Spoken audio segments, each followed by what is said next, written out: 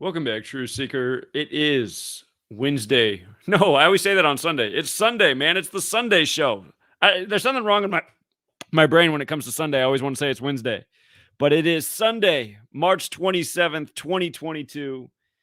And again, we're doing this Sunday show. If you haven't tuned in before, it's a show about promoting other people in the community who are doing the research, the work, getting an important message out there. And if you want to be a part of the show, send me an email. Email GematriaEffectNews@gmail.com. GematriaEffectNews@gmail.com. And in the heading, just put invite or Sunday show. And what'll happen is I'll email you back a link. You click on that link, and it puts you in the waiting room for the show. And you have to hook up either your mic or your camera or both. If you don't want to put your face out there, that's okay, but you're going to need a mic for people to hear you.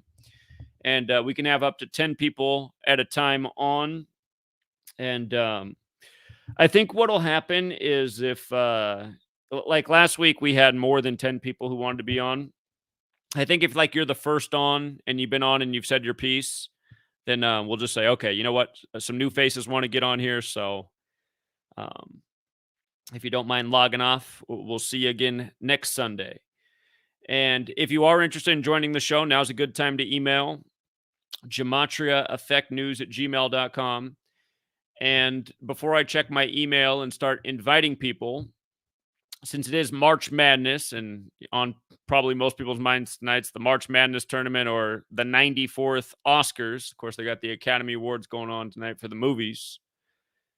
And that reminds how just the other day, the news was the death of the Foo Fighters member right after they put out their movie Studio 666. And of course, the Foo Fighters were established in 94. And then they get in the movie business. And then next thing you know, the drummer of the band's dead right before the 94th Academies. And if you missed my work on the death of Taylor Hawkins, again, the Foo Fighters also just made the 36th Rock and Roll Hall of Fame induction ceremony.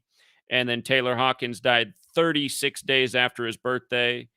And of course, they just put out the movie Studio 666, where 666 is the 36th triangular number. If you missed my video on that, I put it out yesterday morning, Saturday, as the news was getting around to most people about his passing. And a lot of important information in there. But, you know, just for another one of these sports rituals, if you are watching the St. Peter's Peacocks, the greatest Cinderella story ever told. If you watch them go down today at the end of the game, they mentioned how this past week, their greatest player in team history just so happened to die at age 74. And I thought, man, they do this so much to the sports fans. It's just like, what's wrong with people? What is wrong with people? Like, how can you continue to watch sports and watch them do this in the presentation and just treat it all like it's, you know, above board, and it's all just a big coincidence? The St. Peter's Peacocks, whose run begins on St. Patrick's Day, whose last win comes on Peacock Day, March 25th. Anyhow, look at this. I just caught wind of this, but just look at this. So this man, he was part of the 67-68 St. Peter's Peacocks team, which was the best team they ever had before this year. And notice, he was born March 6th, 48. He died March 22nd, old 322, 16 days after his birthday. And the St. Peacocks' last win, or the St. Peter's Peacocks' last win, came in the Sweet 16, as they call it. And this man had died 3 days before that game. And the Peacock Day game was March 25th, the 84th day of the year. This man who died, his full name was Elnardo Julian Webster, which equals 84. And, of course, in Gematria, Peacock Day and Jesuit both equal 84.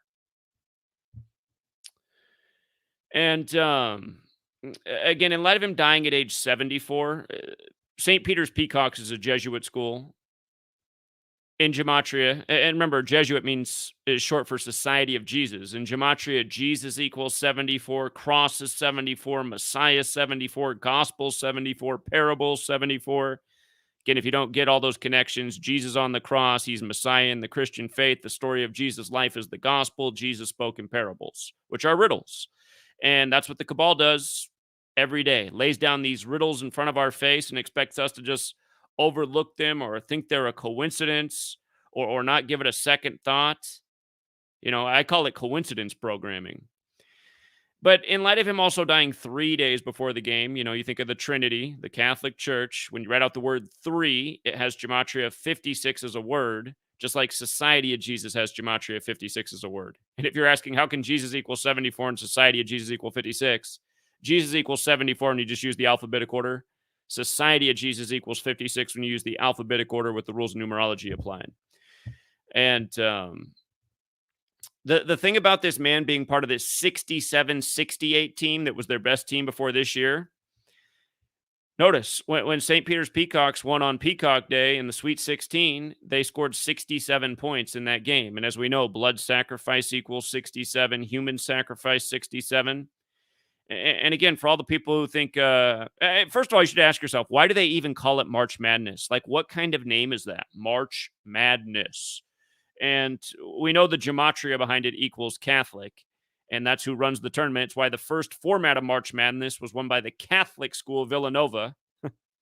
By the way, Catholic equals 71. Villanova happened to pick up their 71 tournament win all time this weekend on a 71 date numerology. But again, the first ever March Madness was the Catholic school of Villanova over the Jesuit school, Georgetown. And again, it's just one more reminder. As funny as it sounds, the way that I really started to realize the Jesuits ran the whole show was by applying this knowledge and paying attention to what was happening in the world, but ultimately seeing what was going on in sports with the Jesuit and Catholic programs. Because, if you're awake, you should realize sports is probably the most important thing in this world to most people. Sports is a big deal. It's what keeps the manpower parked on their ass. But, again, just all these familiar patterns. If you're new here, they're not familiar to you yet, but we're talking about ritualistic death, ritualistic human sacrifice, the same numbers again and again, numbers like 67 and 74. And I also noticed this man, he was the 54th pick of the 69 draft. Remember, if you write out Jesuit order, it's 54. If you write out the Jesuit order, it's 69. He was the 54th pick of the 69 draft. And if you don't know this in basketball history, the shot clock was added to the NBA as a new thing in 1954. Remember, Jesuit order is 54 with numerology, which is the alphabetic order. The word sun is 54. Of course, the Jesuit logo is the sun. They serve the Catholic Church. That's a sun cult. That's why they worship on Sunday. And the thing about making the shot clock 24 seconds, what it was agreed to in 54, if you read out the sun, it equals 24, like there's 24 hours in a day. Sun is 54 with the alphabetic order. The sun is 24 with the alphabetic order and rules numerology. So a 24-second shot clock in 54 when the Jesuits have been controlling, the numerical rituals for all this time.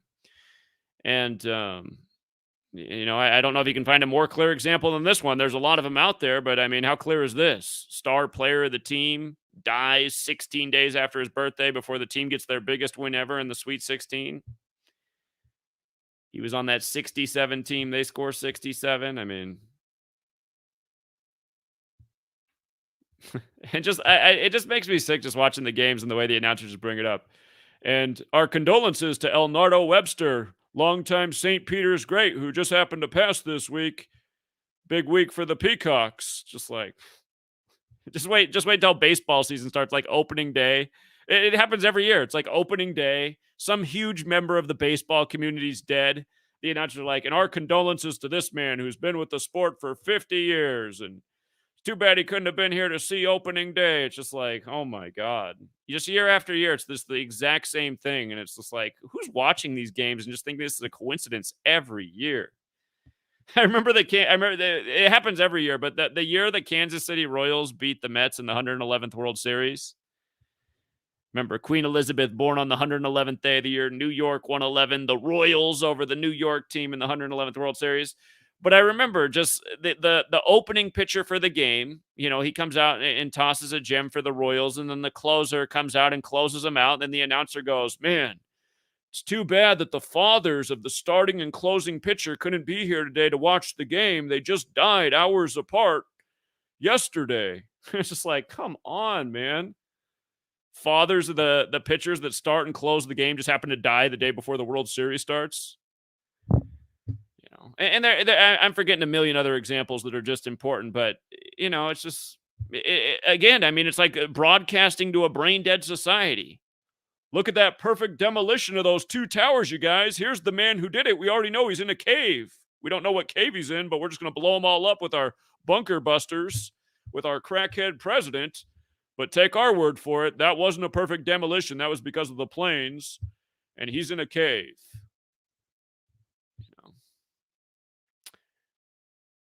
And then the Yankees are in the World Series, but what else is new? So anyway, R.I.P. to El Nardo Webster. I suppose the price of going to a Jesuit school, the price you could pay. But again, this happens to people that go to all sorts of other schools. But then again, at the end of the day, I mean, there's only so many Jesuit universities technically in the nation. But I think at the end of the day, every last school in this nation's a Jesuit school. Let's not forget that Jesuit order equals school. And all the history books that we learn from, all the science books that we learn from, they're pretty much all given to us by the Jesuits. Their history, their interpreted science that we're supposed to just take as fact. So anyhow, but I got to say to open here, let's see if anybody's reached out. Again, if you want to be part of the show tonight, GematriaEffectNews at gmail.com.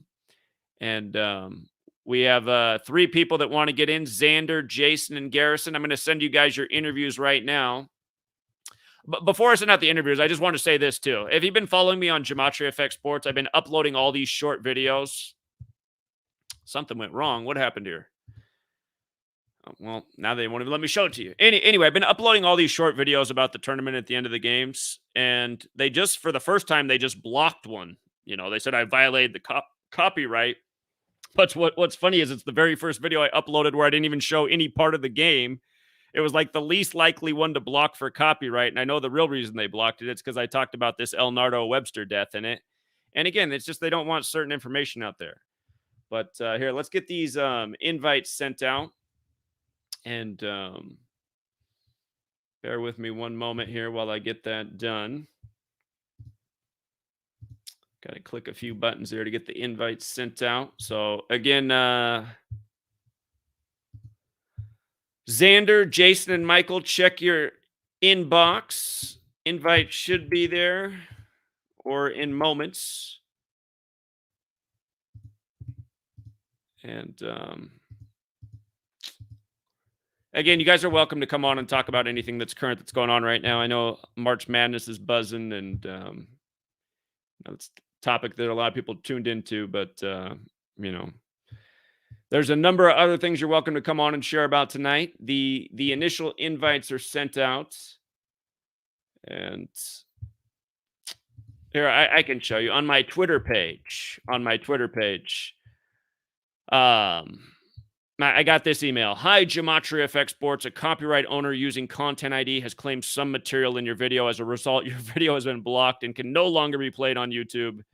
This is not a copyright strike. This claim does not affect your account status, but it was the NCAA, CBS, as well as Turner Sports who made the claim.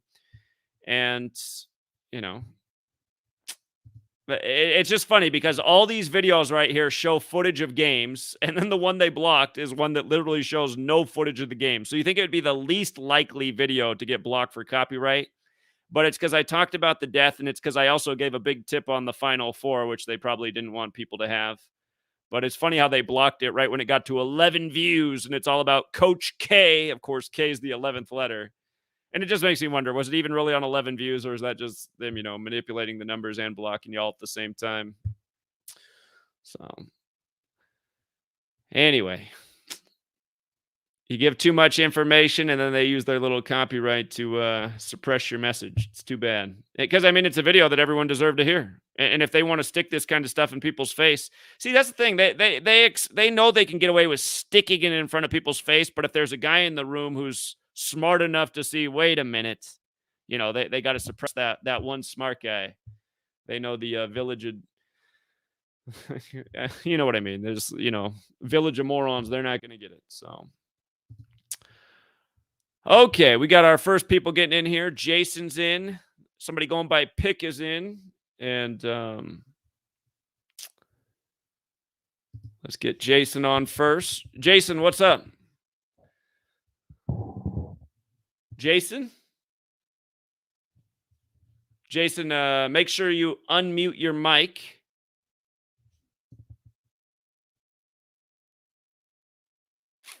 So far, I don't hear Jason. He's definitely in the room, but Jason, make sure your mic's hooked up. You haven't muted yourself on your end, and then we should be able to hear you. Can you hear me? There we go. Now I do. Hey, Zach, how's it going, man? It's going well. How are you? Good. Yeah, I sent you an email. I can't pull it up. Is there any way you can read my email real quick while we're talking? Yeah. Let me pull it up here again. Yeah, just some thoughts I had on the NCAA tournament with Duke winning. Just some things I came across the other day that just popped out really, just interesting facts, I think. Okay. Wait a minute.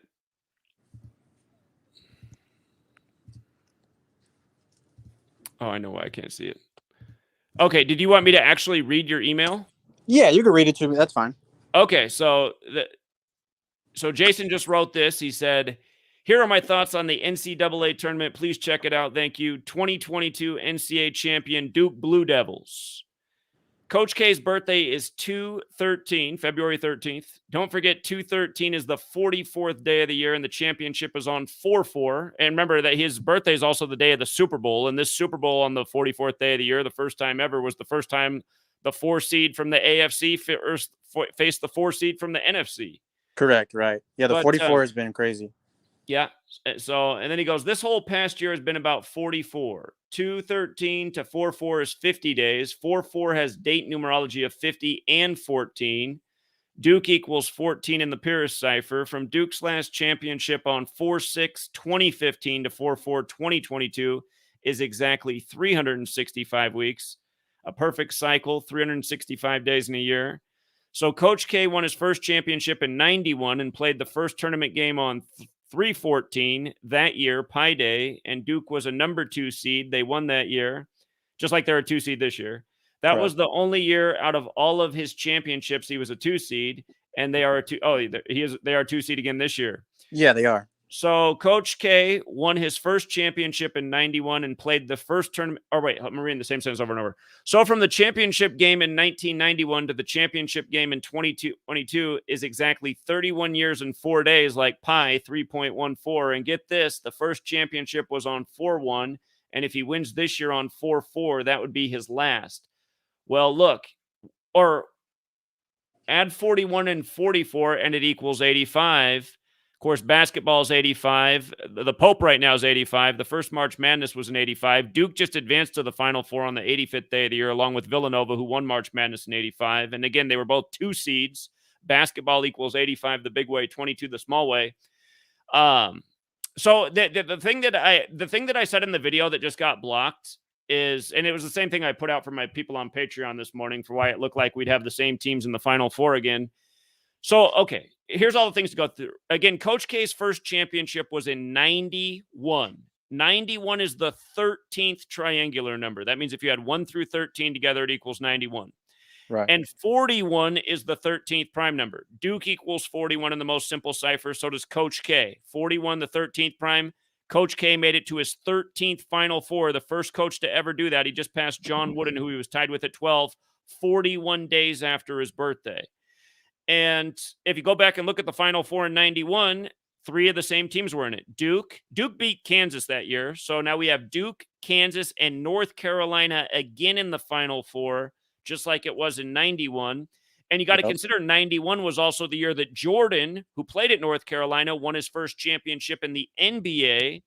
And Jordan won 6 championships. Now Duke's going to rematch against North Carolina, and Coach K is trying to win that 6th championship after making it to his 13th Final Four, when 13's the 6th prime. And it reminds me of when Saban won his 6th championship. He did it at age 66.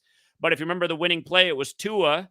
Alabama was down 0-13 at the half, and they brought in Tua. Jalen, what's his name, Hurts, wasn't getting it done in the first half, so they brought in Tua, down 0-13, and Alabama came back and won. and they won the game on a 41-yard pass from number 13 to number 6 when 41's the 13th prime, 13's the 6th prime, and Nick Saban tied Bear Bryant with his 6th championship in that game again at age 66. And then the next year, Belichick would win his 6th championship at age 66 in the same stadium. And of course, Belichick and Saban used to coach together on the Browns. But we know 6 is a big special number. It's a biblical number. Man's made on the 6th day. And the question is Coach K going to match Jordan? Is he going to match Saban? Is he going to match Belichick with that number 6? I guess technically he won't match Saban because he's up to 7 now, but he will hit that 6 number if he gets it done. And after Duke's game yesterday, when they went back to the TBS studio, right away the guy said, are they going to write that Hollywood script for Coach K's last season? And, they're all kind of grinning about it. And again, it's just like that's what I hate watching the games, though. It's like, God, these guys are a bunch of jesters, and they know what's going on, and they're mocking the fans in their suits, and they're telling you about the big coincidence of the latest death connected to the latest team with the latest accomplishment. But yeah, I mean, there really is a lot there for Duke in the narrative. I still got to do my work on the Final Four. If they played Kansas again, it would be a rematch in 91, but you could make an argument for Villanova as well. So if Duke's going to have to beat UNC in the Final Four, and then they'll play the winner of Villanova, Kansas. So it is possible they have the exact same script as 91. And by the way, from 91 to 2022 is 31 years later, which is the 11th prime, and K's the 11th letter, Coach K. And just like I've been saying all these years, you learn your gematria, you learn your prime number relationships, you see right through these riddles. You had to love Kansas outscoring Miami 47-15 today in the second half, where 47's the 15th prime, right before the 15 seed St. Peter's gets blown out. And of course, it's Coach K's 47th season as a coach. And I'll put one more thing out there. There's only one team in the entire tournament that won a game with 83 points. That's interesting because it's the 83rd tournament, and that was Kansas. Kansas won with 83 in the opening round. And in the most pure cipher, New Orleans, Louisiana equals 83.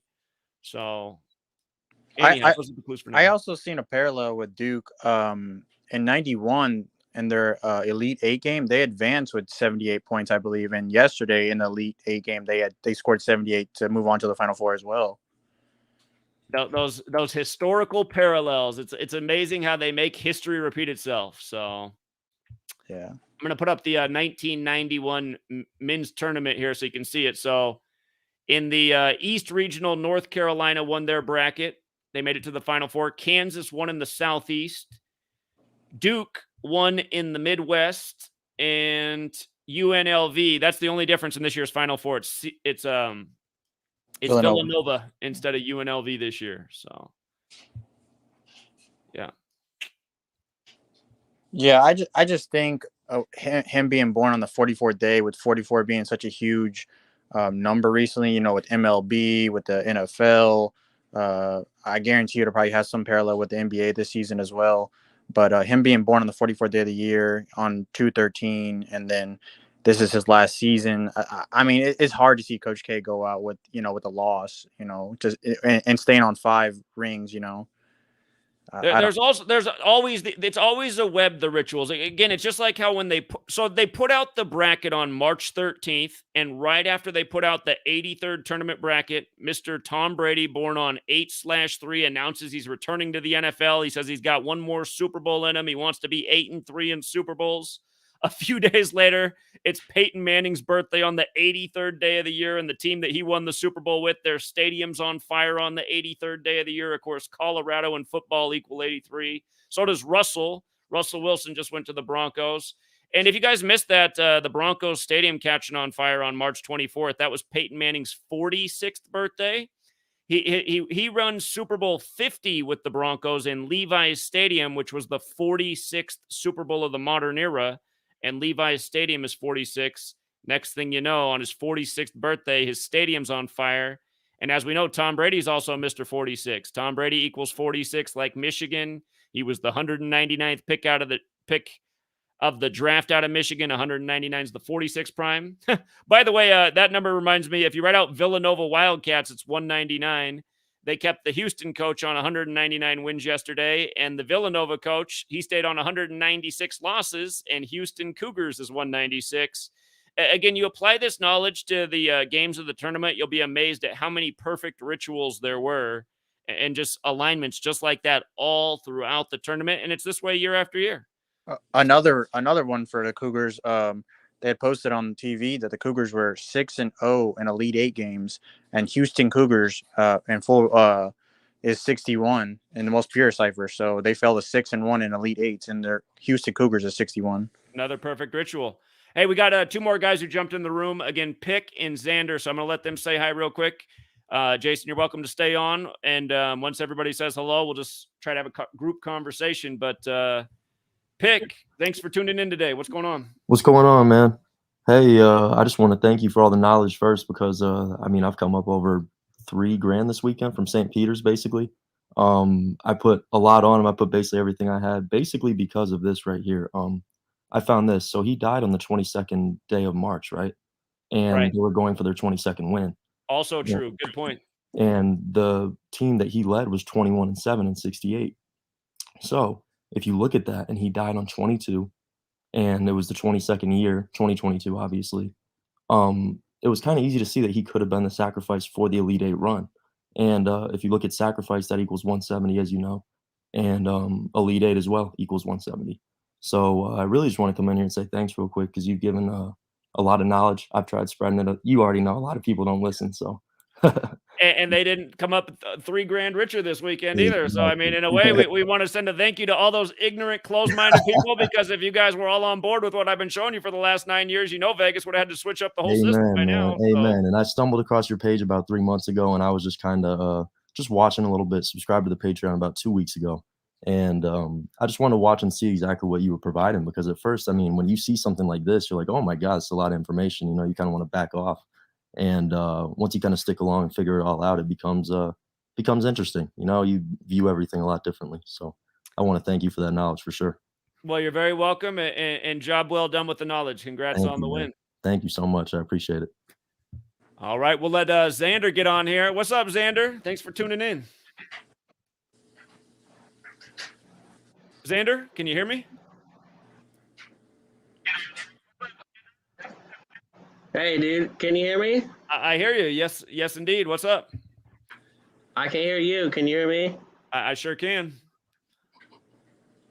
Might be a delay. Whoa. I think there's a little lag, but yeah, I appreciate all your stuff. So I'm just a big Formula One fan, and I have a Formula One decode, just like, oh, fuck. You're okay, Xander. There's a little feedback, but I hear you. Formula One decode. I'm listening. I know you guys are doing basketball, but I'm not really into basketball, so. That's okay. People are into Formula One. We're listening. What's up? All right. Let me see if I can share my page. Hey Zach, I appreciate all you did. I appreciate letting me come on the live stream. I got to get out of here though. I got to eat dinner. I'll talk no to you problem, man. Thanks for hopping Thank on and sharing. And by the way, if anybody has to drop off, you're more than, you don't even have to say goodbye. You're more than welcome. Can you see my screen? Oh, sure. Let me see. For hopping on and sharing. And by the way, if anybody has to drop off, you're more than, you don't even have to say goodbye. You're more than welcome. Can you see my screen? Oh, sure. Let me see. For hopping on and sharing. And by the way, if anybody has to drop off, you're more than, you don't even have to say goodbye. You're more than welcome. Can you see my screen? Oh, sure. Appreciate you dropping out of here. Let me see. For hopping on and sharing. And by the way, if anybody has, okay. For some reason, when I show your screen, I'm getting There's so much lag. I gotta. I don't know why we're getting all that feedback when I share your screen, but here, let's try it one more time. There's so much lag. Yeah, I think it's the leg. Hey, Xander, you're gonna have to give us the presentation without your screen because it's just like repeating what was said over and over. I don't know why that is. All right, hang on. Let's wait till it.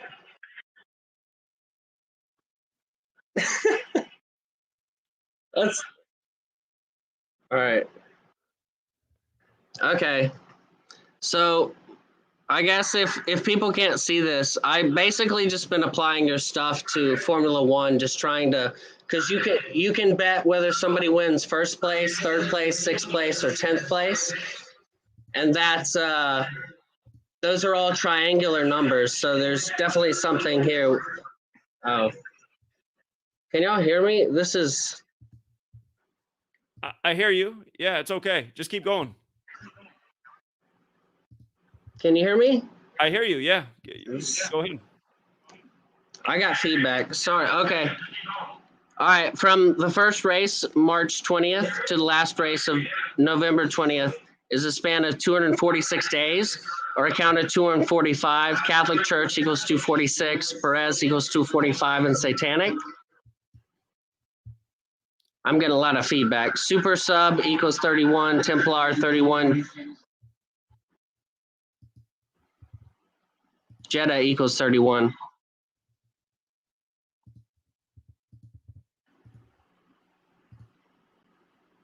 Jeddah, Saudi Arabia is where they were racing this weekend. Can y'all hear me? Yeah. Yeah. This is not.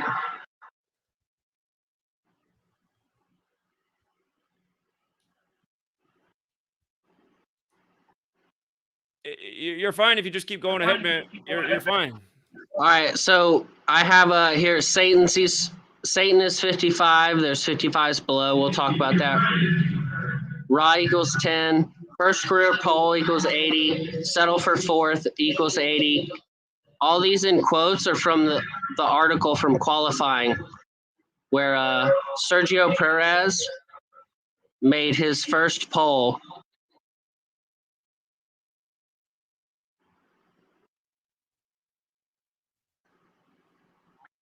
You're fine. Just keep going. It's okay. If you want to turn down your volume on your end, it could help. But yeah, you're good.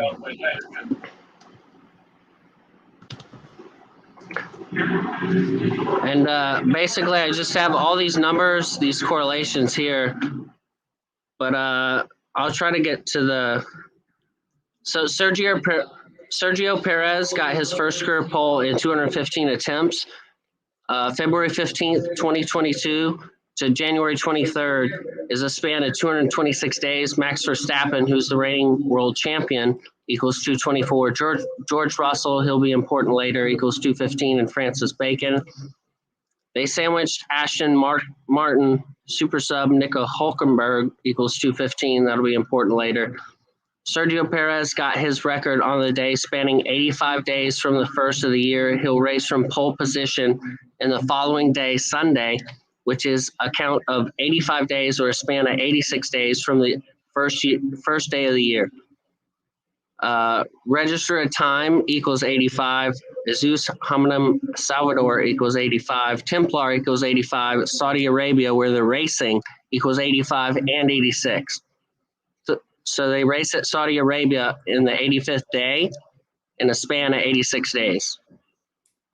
From December 6, 2020, when Sergio won the Sakir Grand Prix, that's the Russian Grand Prix, to today, March 26th, this weekend's race, Sergio's qualifying record is a span of 476 days, or 68 weeks. Ahead of Aston Martin's Lance Stroll equals 476. Register a time equals 68. War equals 68, and Francis Bacon. Sergio Perez became the 110th race winner. This is all from a Wikipedia quote that I'm copying here. Sergio Perez became the 110th race winner. He claimed a first career pole, which is in the article, equals 110. First pole at his 215th attempt, which is in the article, equals 110. A session that saw Lewis Hamilton, he's the reigning champion, he's the GOAT, like that people would think about Tom Brady. He's won 7 championships. He's lost 2 in second place. He has some 4th and some 6th. But he's pretty much the Tom Brady, the GOAT of Formula One. A session that saw Lewis Hamilton equals 110. Skull and Crossbones equals 110. From second place to 18th, that's what Sergio did last year, or in 2020. From second place to 18th and last, that's what Sergio did. He went from last place and won the Grand Prix. And that equals 252, 99, 364, 130 in the base 4 ciphers. 240, 252s we'll talk about in a minute. Sacrifice equals 99 in Francis Bacon. 200ths of a second, which is what Sergio Perez won his pole lap, the record that we're talking about. That equals 99. Paused for an hour because they had a red flag because Mick Schumacher, who his dad has won 7 championships, kind of like Tom Brady and Lewis Hamilton. It all relates to like football and other stuff. 364 is what pause for an hour means, equals in Francis Bacon. Order out of chaos equals 364 in Francis Bacon. This in 17th and 19th respectively, that was in the article. It equals 130, the longest wait in F1 history. That was in the article. It equals 130. McLaren, they're a race team, equals 130. A violent high, that was in the article. It equals 130. Jeddah, that's where they're racing. It equals 130. Esteban Ocon, he was a big player in today's race. This is actually from the qualifying, so before that, but he equals 58. Jeddah equals 58 in Francis Bacon. So there's basically just all this correlation of how Sergio Perez, he got his first pole in 215. And I don't know if that's February 15th, if it's May 21st. I haven't dug into that more. But I guess to bear everybody with what I have all this correlation here, but just I'm just starting to dig into Formula One. I searched YouTube for Formula One decodes, and no one is doing this. So it's just like I go into one can be thing. the guy. I like how thorough you're being. I'm just saying, from now on, when you present, though, it's best to just come with like a really clear example and show people, because there's always a lot of numbers, but you'll overwhelm most people's minds. But Right. yeah, keep it up, man, because I don't think anyone else is doing F1. We've had 6 more people join the room, so we're going to say hi to a few more people. But great work, Xander. Thank you. Of course, appreciate it. Thank Yeah, you. you're welcome. All right, Brian's back. What's up, Brian? Hey, what's up, man? Hey, I'm not much right off the start, but I gotta tell you, second one I had to purchase, by the way. All right, so I lost my first one. The first one. I don't do it in the move. With my tarot cards and that they both went missing. Huh? Most strangest things to go missing. It was weird, but like I honest to God, I haven't finished it.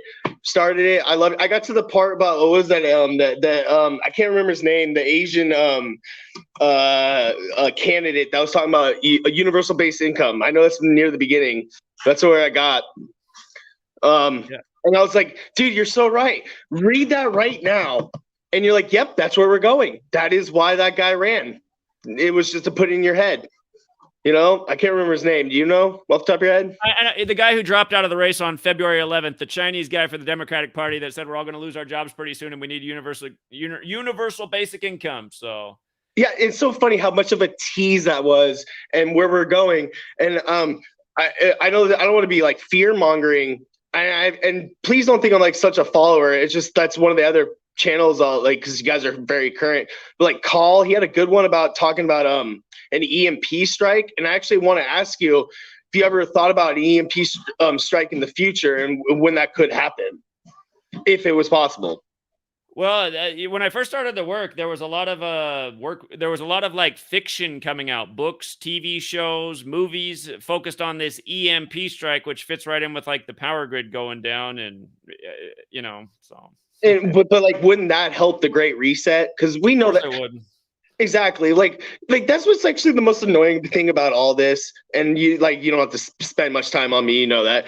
But it's so dang obvious, guys. What's the agenda? We don't need all this stuff to be proved. It's like what happened on March 22nd, all the 322s, our new world order, Mr. Biden saying that. It's like, you guys, are you serious? They're literally like, I don't need much to think about. Like, there's obviously a plan and it ain't for us, and I have so much, I always have so much to say, but I literally could rant on and on and on and on. So I tried my best not to do that.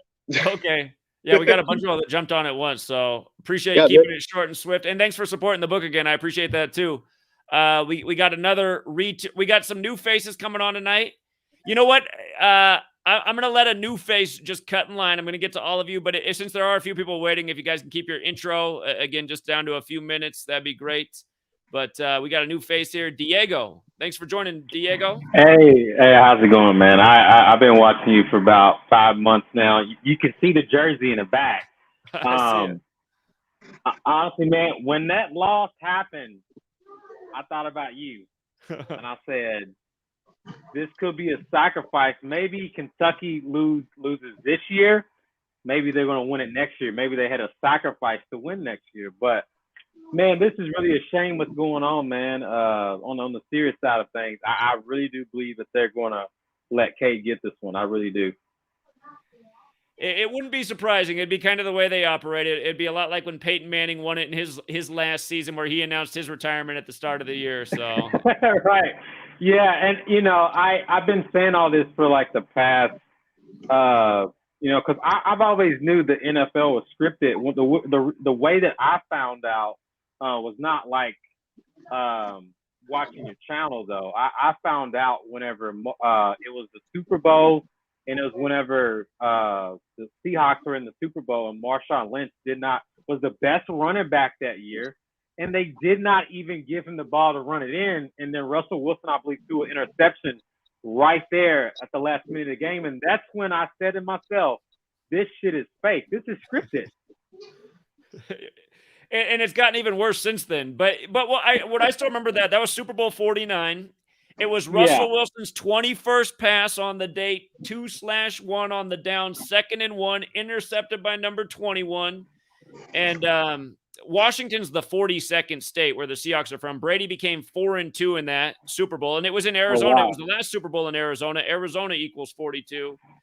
But wow. What was interesting about that after the game is number 21 went on TV, and he said, man, we were practicing that play all week. And it's like, why would you be practicing that play all week when the announcers also announced that was the first time in the entire season that year that the Seahawks threw the ball on the 1-yard line? All year they'd hand it off to Marshawn Lynch because he's pretty much unstoppable in that situation.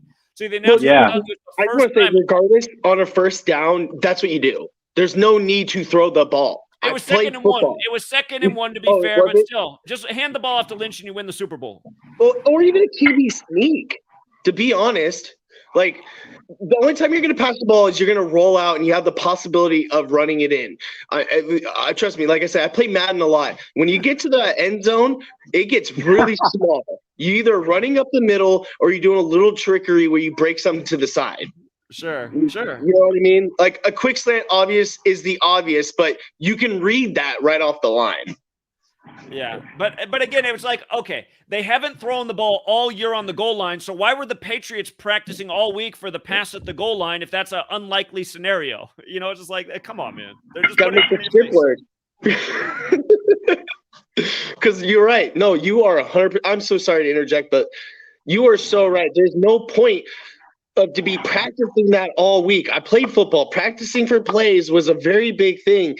And that means you guys, okay, this scenario may come, but like such a very small scenario because it's the Seahawks. They're going to run with Marshawn Lynch. You gotta protect the gaps.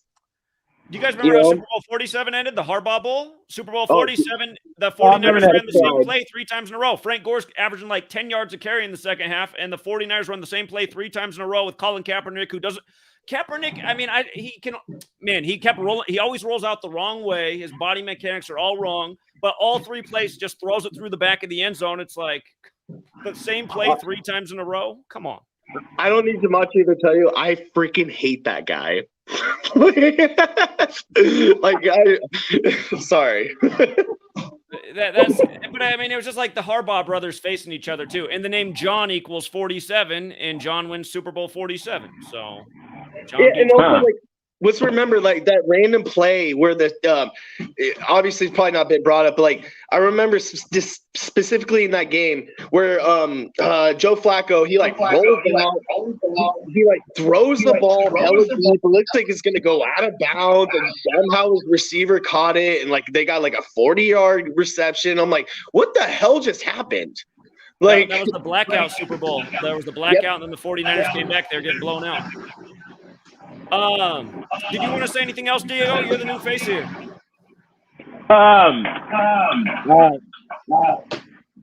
Echo, I'm sorry. I actually just want to say, man, thanks for acting because people really need to know about this, man. I've been saying this for years, and family members have been calling me crazy. I've been laughed at. I mean, honestly, just been made fun of for it. And I'm glad that this is finally. I really hope that you can get big enough where you can make this shit like mainstream, man. Well, And people can it's not going to happen now. I was closer to it in 2016 and 17 before I got deleted. I used to get hundreds of thousands of views back in 2016 and 17. I can't get any views anymore. The censorship's too bad now. But yeah, I hear you, man. It's really annoying being called crazy by everybody when it's like, okay, I'm crazy. You're the one who keeps watching the game where they keep telling you the guy died right before the game, and you're just thinking it's all a coincidence. It's just like that's why I call the masses coincidence theorists. So. Yeah, I mean, it does not make any sense, man. And then the whole things with like John Cena. I mean, you talked about that the other night. That's true too. Like he was totally right. Like what the NFL is, it's not different from WWE. Like it's not at all. And that's just all I got to add to it. But I'll let somebody else on because I'm kind of busy right now doing stuff around my house. But thanks for letting me on. It was an honor. Well, you're very welcome, and thanks for supporting the work and tuning in tonight. And we're gonna go out to Shelby next. Hey, Xander, I keep muting your mic, but if you want to say something, be sure to unmute yourself and then say something. The reason I keep muting you is because you're giving us feedback. When you're not muted, the feedback's coming through, and I think it's because your speakers are up too high. But let's let Shelby in the stream. What's up, Shelby? Hey, what's up, man? How you doing? Good, man. All that feedback is happening because they're not pausing their YouTube. They're probably watching the YouTube while they're waiting to come on. And that could be. So, that could be. So too. you're on, most people use like Safari or whatever. Then you got to use Google to get on the platform. So that's what's going on. You gotta pause the YouTube channel so that you're not listening to it while you're talking. So that's what's going on. Like I've been covering the USFL, which launches on April 15th. And this thing is definitely scripted with the next presidential election. And I've got a new blog post that I just posted in the chat. Can you pull that up by chance? Yeah, here, let me get it. Okay. That's not me. I'm muted. News by the numbers, tumblr.com. In the chat of StreamYard here.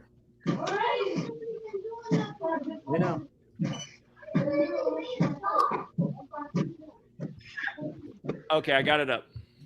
Sweet. Yeah. You can scroll down to where you see the Michigan Panthers logo. We'll just start there. Well, that's Donald Trump. He's on his tour. He's been campaigning all over the place. It's called Save America. He's always talking about the election fraud, and that's that stuff. So remember, they called the election for Biden when he supposedly had 74 million votes. So right, he keeps bringing up 47 and 74 in his speech. I've been listening. He's Messiah, man. Anyway, I'm kidding. He used to own the New Jersey Generals, one of the teams in the 80s. There was a league back in the 80s, 83, 84, 85. It folded after the 85 season. The New Jersey Generals was owned by Donald Trump, and Herschel Walker was the running back for the team for the 3 years.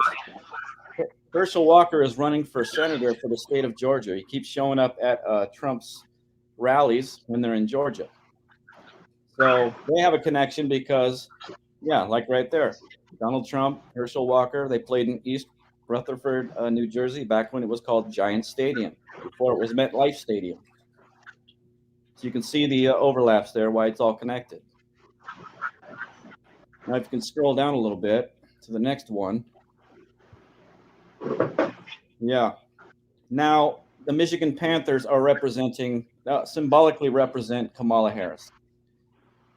Harris, Michigan, 44. Back before the last season of the USFL in the 80s, the Michigan Panthers merged with a team called the Oakland Invaders. Kamala Harris is from Oakland, and Black Panther Party was headquartered in Oakland. And this is a major cluster match, is what I call it. Right, if you start right there where it says colonoscopy 152, Kamala Harris last year on November 19th, for 85 minutes, she was serving as acting president, is what they call it. Because I think they said it was Women's Day too. Wasn't it Women's Day on the calendar, like the Peacocks winning on Peacock Day? It was actually International Men's Day. Oh, Men's Day. That's what it was. Okay. Yeah. Joe Biden was getting a colonoscopy on, Men's Day, taking it up the ass. But so she was acting president. Paxton Lynch, just above that, where it matches at 152. He's one of the quarterbacks for the Michigan Panthers. It's got a 4-cipher overlap right there. Above there, the other 152 in the ordinal, Kamala Devi Harris. That's a match. Then you can see how it all matches down here. 47th president. She could be the 47th president if Joe Biden can't continue with his dementia. That matches with Black Panther Party. If you can scroll up just a tiny bit. Kamala D. Harris, another way to express her name. Shea Patterson, that's the other quarterback for the Michigan Panthers. The Invaders, that's the team that the Panthers merged with back in the 80s. The Panthers, that's the name of the team. Oakland, California, Lynch. And I think Kamala Harris's presidency, when she becomes president, I think it's going to be a Black Panther Party tribute. See how it's Paxton Lynch, kind of like, a lynch. Sure. That's kind of a word that's thrown around in Black history, like KKK lynchings, police lynchings. Well, remember Obama, he ended up having his attorney general be Loretta Lynch, too. Yeah, and think Marshawn Lynch, he's from Oakland as well. That's true, yeah. Emhoff, he is, that's Kamala Harris's husband, Douglas Craig Emhoff. And he is considered the second gentleman right now. Right? That's what they're calling it. Instead of first lady or second lady, it's the first or second gentleman. Right. Can you scroll down a tiny bit? Oh, yeah, I see. Okay. Yeah. So womanism, that was an ideology of the Black Panther Party. That matches with Emhoff. International Men's Day. Yeah, second gentleman matches with Black Panther Party. So the Michigan Panthers are going to symbolically represent Kamala Harris in this season. Michigan Panthers play Trump's team, the New Jersey Generals, during the second week, and then they play again on the 9th week of the season. And that 9th week has a date numerology of 60, just like the next election has a date numerology of 60. It's the 60th presidential election, the next election. Exactly. And Trump sums to 60 and 48. Right. And I don't know, based on what I think is going to happen, I think we're going to see Kamala Harris become the president because Joe Biden is going to get yanked because he's, acting and behaving like he can't remember anything. Right. So they're going to probably pull him, get rid of him, and then bring in Kamala Harris as the 47th president. And she'll face off against Trump in the next election. My brother money that would happen. I think he'll win. But yeah, I like the narrative too. I think because again, Donald Trump's 48 forward, 60 in reverse. He could become the 48th president in the 60th election if Kamala replaces Joe before the term ends. And again, the only president to ever have a split term was Grover Cleveland in Trump's first, what do they call it? The RNC convention was in Cleveland. So I think that was the clue. Not to mention Cleveland equals 48 as well. Well, and Grover Cleveland was from New Jersey. Oh, wow. Yeah. And he was born there, died there, and he's buried there right now. So, so that just makes it a little sweeter. I watched a couple of these Donald Trump rallies. 201. Because I wanted to know what he was going to say in all those. And of course, he's talking about the election fraud and audits and all that. But he comes out to the song, God Bless the USA, which sums to 221. Trump's birthday after the election is 221 days later. Then when he leaves the rally, he plays the song Hold On, I'm Coming by Sam and Dave. Okay, that sums to 144. And the election is 144 days after his birthday. Perfect. Jesuit order. There you go.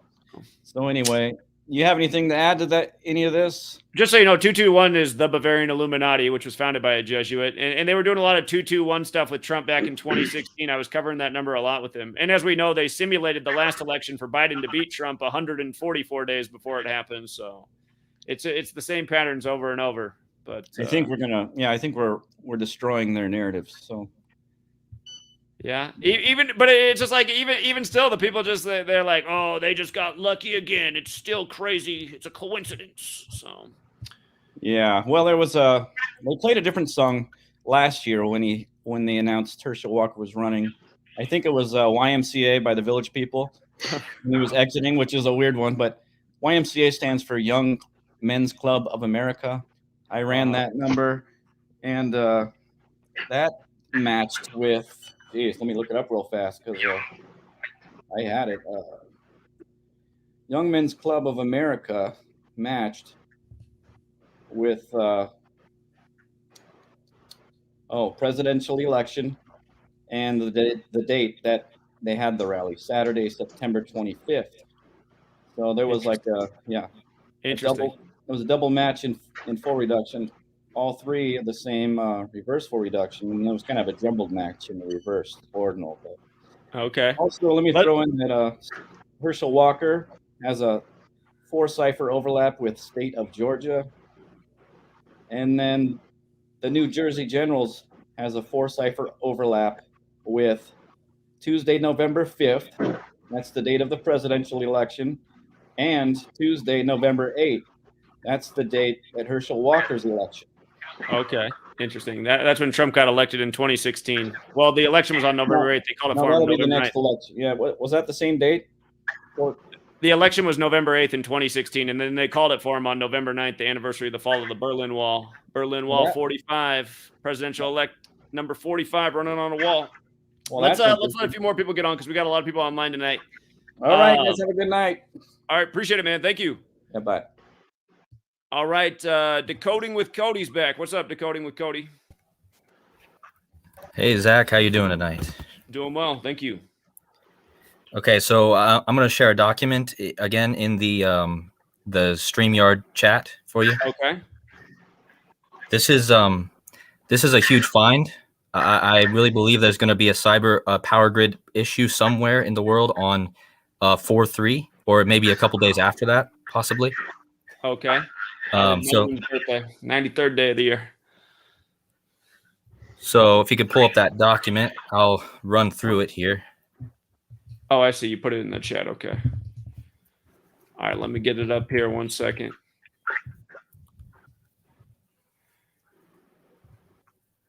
Okay, almost.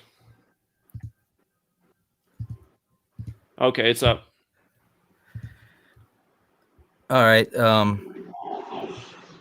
So you can notice, well, the first thing I want to say here is that I noticed that The Walking Dead names their episodes.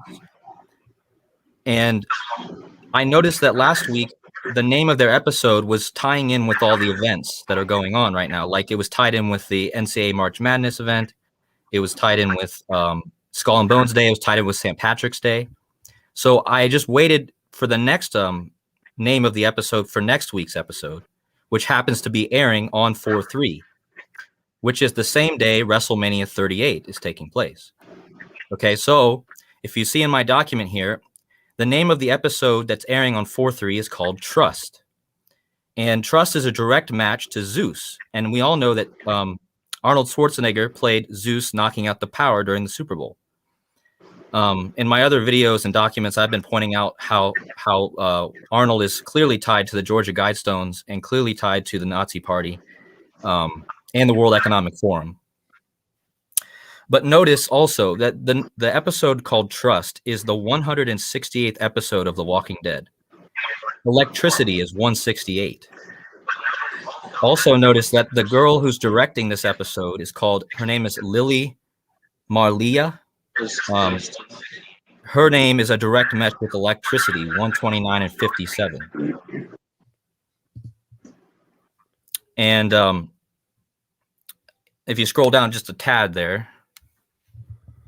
Okay. So you could see that World Economic Forum.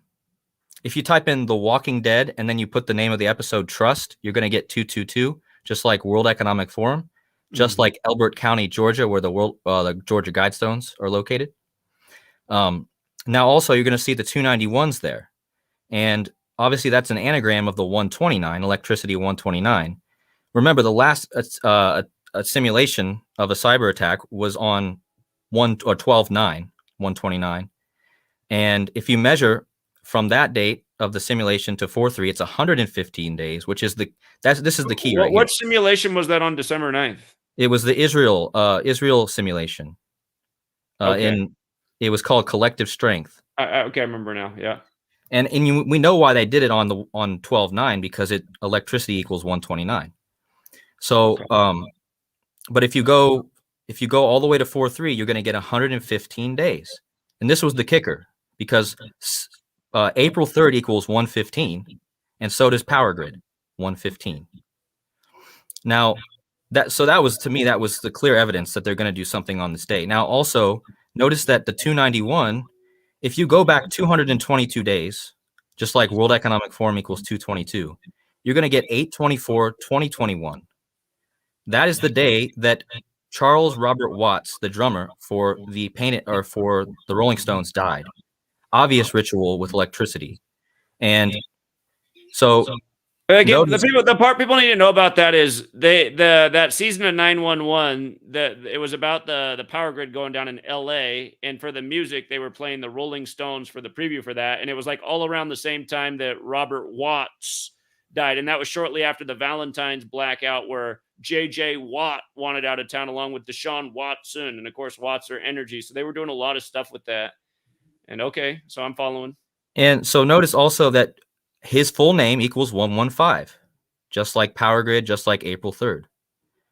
And if you look, his other cipher, his name equals 259. Well, that's 259, which is September 25th, which is the day that What You Gonna Do When the Grid Goes Down released. Right. Okay. And if you go back to that date that they released that album, that's 555 days. Huh. Okay. And notice that Charlie Watts, if you just type his first and last name, or the name that he was known by, it equals 49. And that date has 49 date numerology. 4 + 3 + 20 + 22. Okay. And it's going to get even more interesting, because I found this more interesting because we just had another drummer die in the rock scene. And they're telling us that it's coming. They're telling us that it's coming with this other death. So now let's talk about WrestleMania 38, because it's also clearly tied to this. On the same day that the Walking Dead episode is airing, we have Roman Reigns versus Brock Lesnar in the main event of WrestleMania. Notice that the Walking Dead, April 3rd, Roman Reigns, and Power Grid are all 61. Okay, so Roman Reigns is clearly tied to the Power Grid, and not only that, Brock Lesnar is tied to this, because notice that he is a 118, just like Paint It Black, and just like March Madness, which will be ending the day after that. Also notice that Cyber Pandemic is 118. And don't overlook the Chaldean cipher, because in the Chaldean cipher, Roman Reigns equals 38, and Power Grid equals 38, and Charlie Watts equals 38, just like it's WrestleMania 38. Now, another event you want to measure from is the Cyber Polygon on 7/9. If you go back that amount of days, this is another clear clue. It's 269 days, and that's the 57th prime. And again, electricity equals 57. So now we're going to move on. Well, and there's another date I measured from too. This is the Colonial Pipeline cyber attack that happened last year. That was on 5/6. That was the day it started. And that's 333 days. So now we're going to talk about the drummer that just died, Taylor Hawkins, because, Charlie Watts died, and now we have another drummer that's dead, and he died in a clear ritual. I mean, if you watch my last video on my channel, I showed how Dave Grohl just came out with a song. Well, I guess he just came out with a song on the same day that this guy died. And it's with his new band. It's Dave Grohl's playing all the instruments on the album except for one guy's playing with him. You'll never guess what the guy's name is. His name is Oliver Roman. So the guy's name that died, Oliver Taylor Hawkins, is Oliver. Also, we had another Oliver that died recently, Scott Oliver Hall of the New World Order, WWE. So again, wrestling is tied with this. The wrestling is so clear, guys. More people need to be decoding wrestling because it's so easy to see the rituals. And so anyways, Dave Grohl released a song called Dream Widow with his new band. It equals 115, just like Power Grid. Okay. And also the guy that plays with him on that album, Oliver Roman, just like Roman Reigns, Oliver Roman, they both equal 61. Again, just like Power Grid, just like Roman Reigns, just like Charlie Watts. The word energy is also 38. Again, when the whole thing with Ukraine kicked off, they said energy prices spiked 3.8%. And then Germany, which is 38, cut off their pipeline. And again, I mean, for people out there, you know, there's been a lot of warnings in the last decade about the next 9/11 being the power grid going down. The first was in 2013 by Janet Napolitano. She left DHS. And then lately, you've had Klaus Schwab at the World Economic Forum doing all these simulations saying that there's going to be a cyber attack that's going to impact the world even more severely than COVID did. And of course, that's the same guy who simulated the coronavirus pandemic before it happened. So interesting. All right. Well, yeah, April 3rd, 93rd day of the year. That we know the gang likes 93. They do a lot of big rituals with that number. So we'll see. We'll see. Very interesting. Appreciate it, man. Thank you. All right. For some reason, I don't hear Decoding with Cody, but let's get young Ben on here. What's up, Ben? Hello, how are you? Hey, what's up, man? Not much. I was just looking at golf a little bit today. I hadn't really been following it, but they had their own their own, 64, different teams. I get in their case it's just individual players bracket going on with the match play this week. So Big Al told me he had a field day the other day with 2-0-1 in match play. He just picked everyone that could become 2-0-1 for the day, and every single one of them hit. So, well, that's cool. Yeah, I didn't really follow it, but I noticed the winner was Scotty Scheffler, and apparently he's been. I didn't even realize this because I haven't been following, but it's like his third win in the last 7 weeks, and now he's number one in the world just out of nowhere. And well, not out of nowhere. I mean, people knew who he was. Like I've known who he was for a few years, but he hadn't won at all until it's like 6 or 7 weeks ago, and now he's won 3 times. And he's from New Jersey, and he won this tournament. And the tournament started the day after that St. Peter's basketball guy died. And Scotty Scheffler equals 74. And the guy died at age 74. Sure.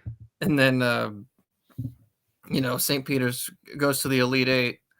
And then, they lost today, but the golfer from New Jersey won.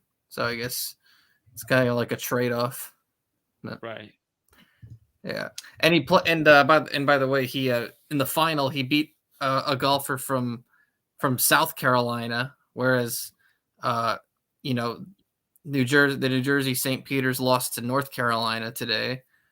And I think there's, I don't know, a little bit of duality there. The New Jersey beats Carolina, but then Carolina beats Jersey in basketball.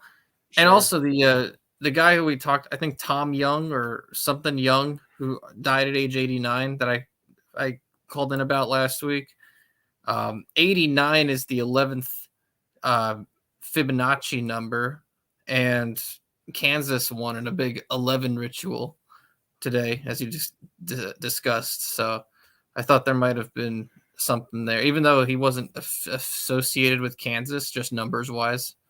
I thought that was interesting because they get their 11th win against Miami, and or Miami picked up their 11th loss of the year or something like that. So today Miami fell to 11-11 all time in the tournament. and they got their 11th loss of the season. And the ACC as a conference, well, until North Carolina won, but the ACC was stuck on 11 wins in the tournament when they went down to Kansas. Kansas is number 11. I also noticed number 11, when he made his last three-pointer, they put up a stat that was his 200th career three-pointer. So number 11, Remy Martin for Kansas. I guess his next three-pointer is going to be 201. So we'll want to pay attention to that. Yeah, for sure. Yeah, and the other thing I noticed too, Scheffler alone equals 82, like how the New Jersey basketball team lost to create an 8 seed versus a 2 seed in the Final Four. Right. And it also equals 46, and the golfer he beat, Kevin Kisner, is born on the 46th day of the year, the guy from Carolina. And Scotty, it equals 28, which is the other 82 reflection. So I definitely think that the guy, not only was he sacrificed for St. Peter's to advance the Elite Eight, looks like he might have been sacrificed for Scotty Scheffler also. Sure. On 322. Now that reminds me that the first ever Masters was on March 22nd. So maybe that's something to think about. Yeah. I think I saw a stat. I don't remember exactly what it was, but there's only been a handful of golfers over the years that have won 3 times in a season before the Masters even started. Huh. No, I think Dustin Johnson was the last to do it in 2017, and I know Tiger Woods has probably done it a million times, but outside of Tiger Woods, it's pretty rare for that to happen. Sure. So yeah, especially with the golfers who've never won at all prior to doing that, and I don't know if there's I don't know if any of them have actually gone on to win the Masters, but yeah, definitely someone to look out for because they're playing up. Now he's number 1 in the world. So interesting. Scotty Scheffler. I know on Jordan's birthday, they had Jordan Spieth and Scotty Scheffler up at the top of the leaderboard all day. Yeah, like Michael Jordan and Scottie Pippen. Right. So yeah, and we're coming up on Scottie Pippen's son's death too, the 1-year anniversary. His son died on the first day of Taurus the Bull. So yeah, at age 33 when Pippen wore 33. Well, remember the Bulls' record was 23 and 33 when he died. Like Jordan 23 and Pippen 33. Oh yeah, and, that's right. Yeah, I was laughing at the guy on Miami. The fact that his name is Mick Gusty, when Gusty means windy, and he was playing really well in Chicago, the Windy City, in the game against the Hurricanes and the Cyclones, and he's wearing number 23 like Jordan. And there's a part of me that always wonders, like, how many of these guys' fathers are actually former NBA players? Like, who has the name McGusty? Yeah. And playing for the Hurricanes, like Wind, Gusty, and I wouldn't be surprised if that's one of Jordan's long lost children. So yeah, another thing I was thinking about too was, there's some of the names of these schools, and like, not that their names themselves are weird in like the general context of the world, but like some of them are, plus context from other things. Like last year was like Oral Roberts, which made for some good memes. In the time of the mask, in the time of Fauci. Yeah, Oral in the time of the mask, but also, Oral has a pornographic background to it. And this year it was St. Peter's, and we know Peter has another context to it also. Sure. And of course, St. Peter's. And if you look at a basketball court and you look at the key, I mean, it kind of looks like a dick. And then you think about like who's one of the biggest names associated with college basketball. Here, get Ben, 5 names really associated with college basketball. Can you think of a dick? I'm sorry, I'm not. I think he's from New Jersey. I think he went to Seton Hall, Ben. He's in your neck of the woods. He has that big, obnoxious voice. He's getting old now. I don't know, man. I haven't really been following college basketball. Dick Vitale, man. Dick Vitale. Oh, Dick Vitale. Yeah, you're right. That's right. I mean, the guy who's the bracket they always make fun of. Yeah. Well, I think the trade-off with him was, what's funny is Seton Hall, his old school, played 83 days before his 83rd birthday and got eliminated by TCU right after the bus crash ritual with the Christian school in Texas. Yeah, but, and I think the Shaheen Holloway went to Seton Hall. Exactly. I think that's the trade-off. Seton Hall goes down to the opening round, and then the other New Jersey school, the Jesuit program, St. Peter's, goes to the Elite Eight. So, Mm-hmm. yeah. Well, yeah, I was thinking about, you know, I should have known that. You know what's funny is my grandfather actually went to St. Peter's way back in the day, and my dad's best friend growing up went to Seton Hall. So, yeah, so I was actually. I'm sure there were a lot of people in the nation that didn't even know what St. Peter's was before this tournament started, but I knew what it was. Oh, the name of their school in Latin equals 150, and it was their 150th year. This magical year is the 15 seed. So, yep. In Soviet Union, where St. Petersburg was the capital, used to be 15 states. Yep. And all that. And Shaheen Holloway just happens to have the same birthday as Vladimir Putin. Yeah. Did you see him interviewed before the game today? Shaheen Holloway? Yeah.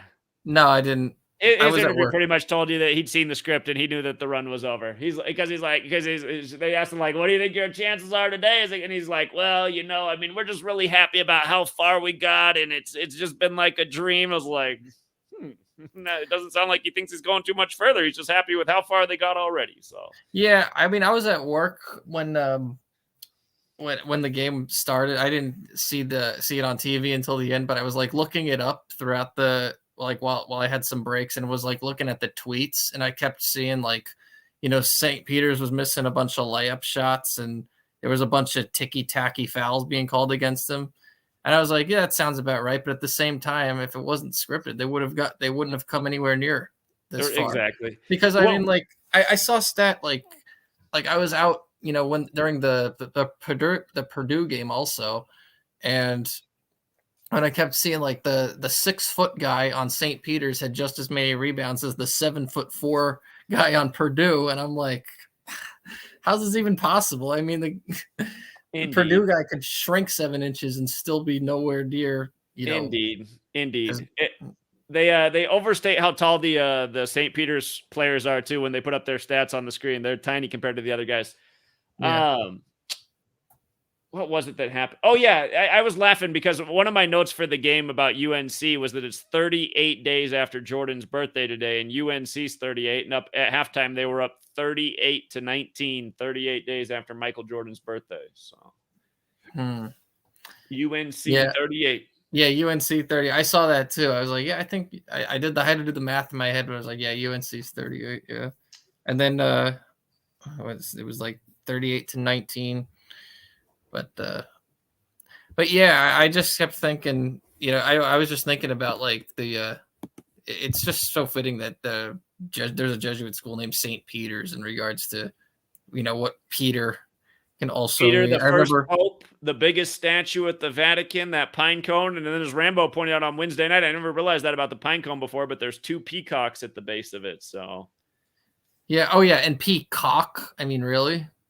Right. Yeah. Another cock. Yeah. Another dick joke. Yeah. They love their dick jokes. Cock and Peter, and before the cock crows twice is part of the passion. I mean, I like that Duke has a player named Roach. Yeah. So, yeah. I mean, these names are just ridiculous. It's like, but one thing I honestly have wondered about, I mean, there's no doubt they are doing it. I mean, you can see it in the way they play. You can see it with the numbers and everything.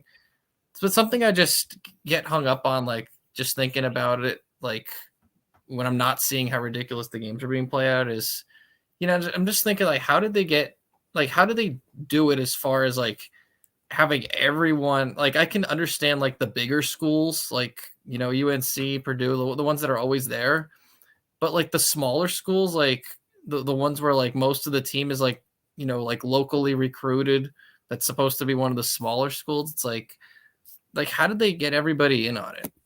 I don't know if all the players are in on it, because it's the coaches and the refs and a few key players. I mean, it's just so obvious. If you watch Michigan's last game, their big man Dickinson, who's good, he forgot how to have any touch around the basket. He's not even trying to put the ball in the hoop. It's just so obvious. Same thing with Timmy on Gonzaga. He forgot how to play around the hoop. He can't put the ball in the basket anymore. And I mean, these guys are automatic in the paint. I mean, these are some of the smoothest big men there are. I mean, the Arizona guy, he gets made the villain because he touched the cheerleader's boob at the end of the TCU game, and then he doesn't even show up against Arkansas. I mean, you can see that it only takes the key players on the team to not show up to make all the difference, especially when the refs are blowing the whistle against you. The first half of the Kansas-Miami game today, the big man on Kansas, Miami has no answer for that guy. And right at the beginning of the game, he puts the ball in the hoop, and there was no foul at all, and the ref just blows a charge, and there was no charging there. If anything, there was a terrible flop. But you can just see those are the kind of things the refs do to keep the game interesting. Now the big man has a foul on him early. He has to play extra careful under the, on the offensive end and the defensive end. That's a big advantage right there. And again, he took points off the board and now put the big man in a bad spot. So, I mean, that's the way they manipulate the game, just phantom calls. Yeah. And magnets. And the technology, 100%. Yeah. I mean, that Houston team can't shoot for shit, but they had everything going on in against Arizona, and then they shoot 1 for 20 against Villanova from beyond the arc. So, yeah, that's the other thing. I was like, what? These people forget how to score or something? I know Houston's supposed to have a good defense, but come on, 50-44. Right. One of the best teams in the country, Right. Indeed. Yeah. We got a D26 who joined us. Let's let D26 go on. I know college basketball is not D26's thing, but I'm sure he'll have something brilliant. Are you there, D26? Yeah, I'm there. Welcome back. Just hold on. Hello. Welcome back. Came with the beanie today. All right. So, yeah, I'm not into US sports, but I was talking about if anyone decodes about international cricket. Because a lot of cricket fans in South Asia, I would say, apparently, is the most celebrated sport at least in my country and the neighboring countries. And I did some decoding on that. Let me just find out. And all right, cricket equals Illuminati in 3 out of 4 base ciphers with 69, 120, and 48. It's a bat and ball game, so you can say cricket. You can count baseball into it. You can count golf into this. In case you didn't know, I'll tell you this, D26, in case you didn't know this. Cricket is the first professional sports league in the United States of America, if you didn't know that. The very first professional sports league was cricket. The league folded, but baseball is what came out of cricket. So, I mean, yeah, baseball... I just wanted to, that was confused. I was going to ask, that was my follow-up question. I thought it was baseball before cricket. So you mean to say baseball derived from cricket? Exactly. Baseball came out of cricket, and cricket's actually the oldest professional. It was the first professional sports league in the United States of America, cricket. So that does make sense. If it could be the possibility that baseball was created by the Jesuits, because it is in the shape of a triangle, if you see it from the top. Sure. And coming back to the cricket, also cricket, the origin of cricket is unknown, but it is said that it originated somewhere in the 16th century. what a timeline. In southeast London, I would say. A place that is southeast of London, somewhere there. It's called Surrey. And so again, it comes in the category of a bat and ball game. So there is a bat and there's a wooden bat and there's a leather ball. So bat and ball equals 201, 69, 66, and 224 in the 4 base ciphers. Also, the ball, cricket ball, equals 201. And that is made up of leather, that is compressed leather that is wrapped around a core that is made of wooden. If I'm not wrong, it's a cork core, CORK, and leather ball equals 201. The governing body, it is apparently there are 2 governing bodies. One is the International Cricket Council, ICC, who holds the World Cup. They are the ones who are overlooking the World Cup matches and international matches. But the laws, so this is one of the few sports, cricket is one of the few sports that does not calls its rules. It does not have rules and regulations. Rather than they prefer the word as laws, and those are based. Let me check that. It's they are called as laws, and it is based from a club that was founded in 1787 in London called Marylebone Cricket Club, and in 1788 they established some laws into this. And uh, how interesting is that they have 42 laws, 42 like Jesuit, 42 like cricket ball, and um, I do have like I haven't arranged it. That's the thing. I haven't arranged it. Anyways, the first chairman of ICC. Before it was headed by a president, but then it just became an honorary post. So the executive, or the one which is more of a governing post, is now the chairman. And the first chairman of ICC was an Indian. His name was Narayanaswamy Srinivasan. Anyways, any Indian can say that from the name. It's a South Indian name. So that's a good that's a plus point in India. You can just pretty much guess where the person is from with its surname. In most cases, not in every case. So, well, he's a Jesuit trained, by the way, first of all, and his full name equals 266, 95, and 157. 157 is the 37th prime. I'm trying to get what's the meaning with the 137 and 157 over here. But his first name equals 666 in reverse satanic. So that was a unique thing that I found, at 666 in one of the satanic ciphers. By the way, I follow overall. I go with the 4-base ciphers as well as Jewish and primes. Those are the two ciphers that I look. So there are 6 ciphers. But overall, if I want to look to more ciphers, I have made a list of 16 ciphers.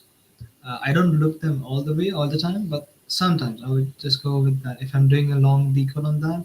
And those ciphers will be obviously the 4-base ciphers. Then I will have single reduction, forwards and backwards, satanic, forwards and backwards, Jewish cipher, Jewish ordinal. Then I'll have Sumerian, forwards and backwards, English Sumerian, forwards and backwards. I will have primes, which is what I encourage people to look into that, because I did find some interesting things with the primes. As I said, last times I've repeatedly said about this thing, that Italian equals 201, which is where like the Vatican comes in the Italy. Then Israel equals 201 in the Italian in the primes cipher.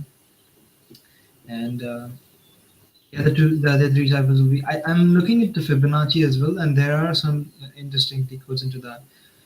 It's interesting that I find a lot of rep digit numbers in Fibonacci. And when I'm decoding anything that is particularly in India, then I'll look into Chaldean, because apparently, according to some articles, Chaldean is used by Indian numerologists because it's said that is one of the oldest ciphers. I had to look into that if it's true or not. I'm not sure if that statement is authentic. But yeah, some people, a lot of numerologists in India use the Chaldean cipher. But if I can say from the scriptures or in the ancient text, something that is more credible than numerology, at least in my culture, will be astrology. That is much more accurate and much more to the point. It's more accurate rather than numerology. Coming to other stuff, like I have just made points what I'm going to speak today. The Jesuit order equals 201. That is, like most people, everyone knows who is following this channel. But the Freemasonic order also equals 201 and 102. Like the Freemasons. I see there is a lot of Freemasons influence in India, I would say, particularly. By the way, in India, Jesuit missions are in India. By the way, do you know Francis Xavier? His ventures in India and as well as in East Asia, in Japan and China. Right, he went into China early. Indeed. I don't remember when did he went to China. As in which year was it? I It, guess it it would was be. shortly after the Jesuits were created. So So I guess it would be probably before he came to India, I would say.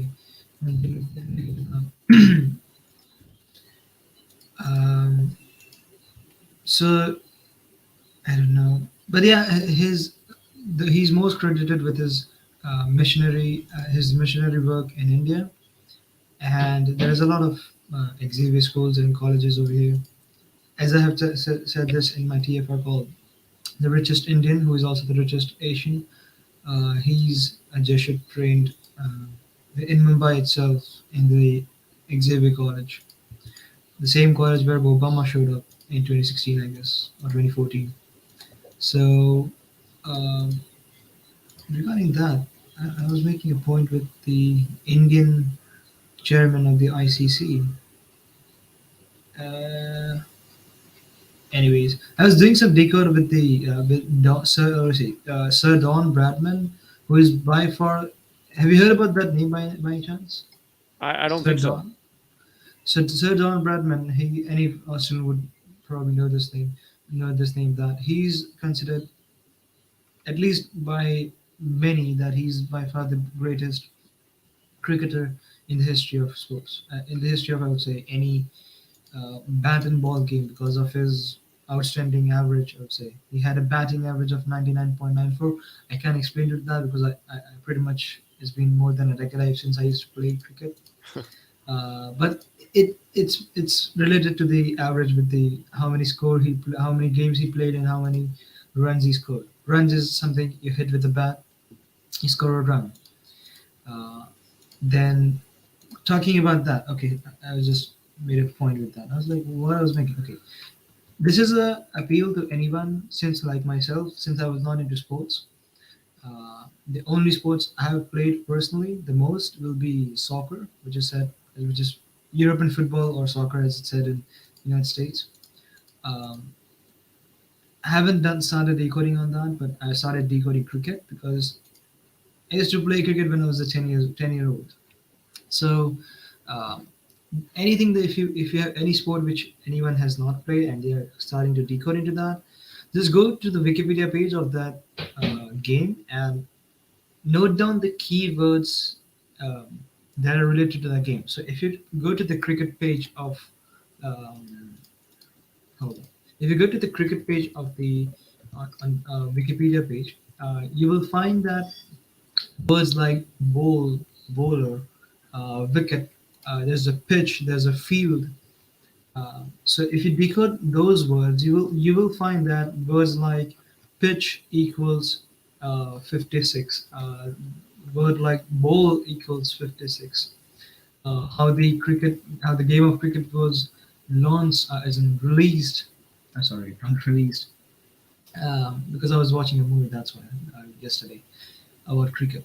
So words like 16th, cricket originated apparently in the 16th century. So if you write the word 16th, that equals 56 in single reduction.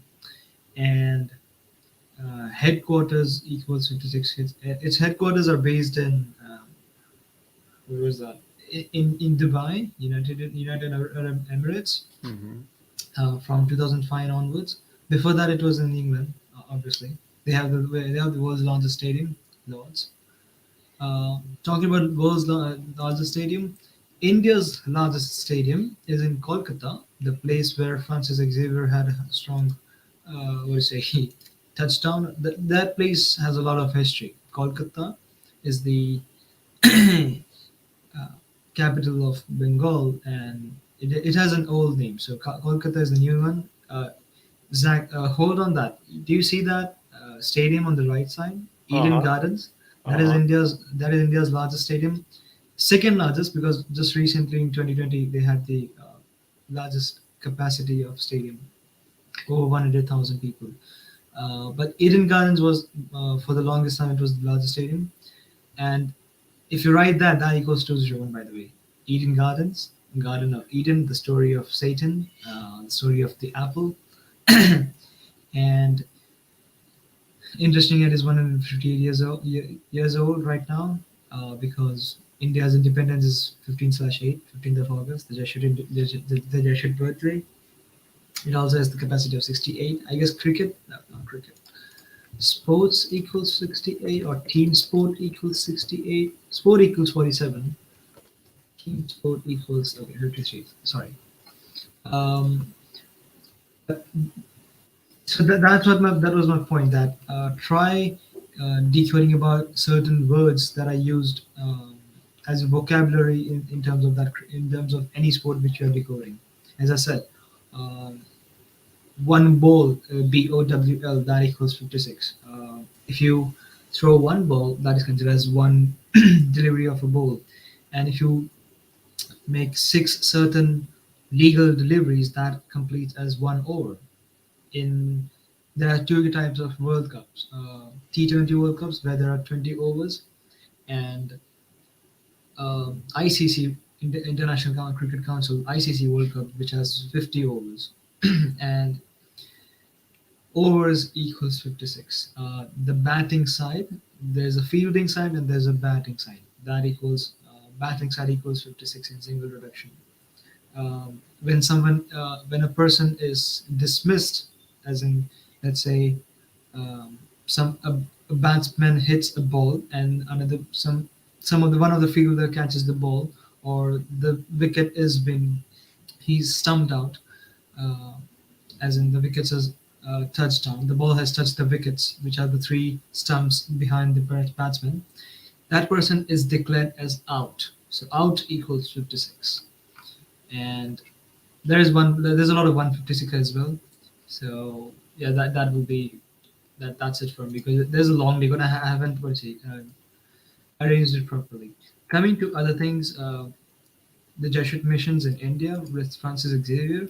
Uh, have you ever heard that, or have you read about this, that Francis Xavier, actually, at least we can agree that he was the right hand of Ignatius. He was the second most important Yes. Jesuit after Ignatius.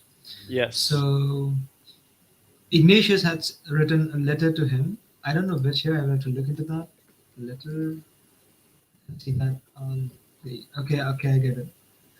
I don't know which year, but it is. But Ignatius had written a letter to Francis Xavier about, before his journey to Asia, Southeast Asia, as well as East Asia, that um, I don't remember the exact phrase in Latin, et o flamite, something like that.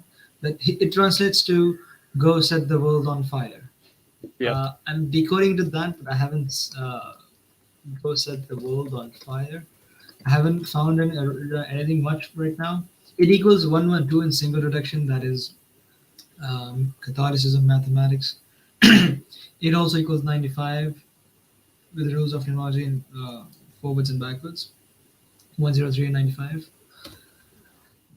Rated and let's see, recognized 90, the day leaving 95 days left in the year. And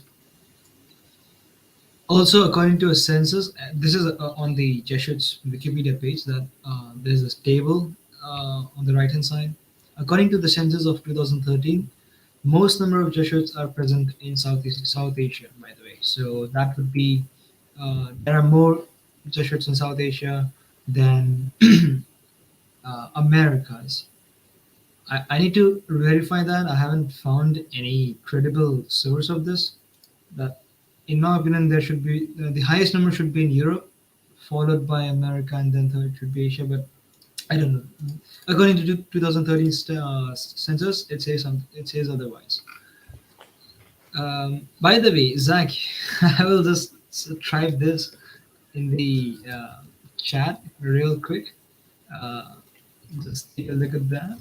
I want to see your reaction live. Oh yeah, if you put it, that's funny with the mister in front. Perfect. I never thought about this. That was an accidental discovery, I would say.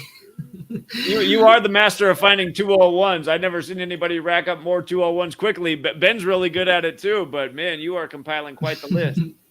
So Also, I have said this in the last stream, that if you write Derek's calculator, if you write Gematria, just if you write Gematria, if you have bookmarked that page, On the top, it will be written as, let me just go word to word what it's written. It will be written as the web's best gematria calculator hyphen gematrinator.com. If you write the entire thing, that also equals 201. So I will have to need to say, if Derek is watching, let me know if that was an Easter egg of some kind. So I found it. That will be satisfaction. Even truth frequency equals 201. That is a old thing. A lot of people have told me in the past about that. Okay, that's done with Xavier right now. I'll be very quick with the other things. There's a lot of decodes with James Earl Carter, as in, if anyone remembers that name, that is full name of Jimmy Carter, President Jimmy Carter, who is still alive. And you did take a decode on when President Biden met Jimmy Carter before his election or after his, soon after his elections. And I was decoding at that time that what was that? James Earl Carter, his name equals 149, and 149. I've talked about this last time also. That it is the date when Gates Senior passed away in 2020, 14th of September, and 149 is 201 in base 12 counting. Right. 201 in base 12 counting will be 149, and 289 in base 12 counting will be 201. So 289 and 149. 28th of September or 14th of September. 20th of September, there's a good story with 20th of September. Let me find that. But there's a good, interesting story with 1918 pandemic. Let me find that in 1918. I don't want to mess up. That's Spanish flu, 1918. What's the page called? Spanish flu. Okay, Spanish flu. There's this thing that in America, the day when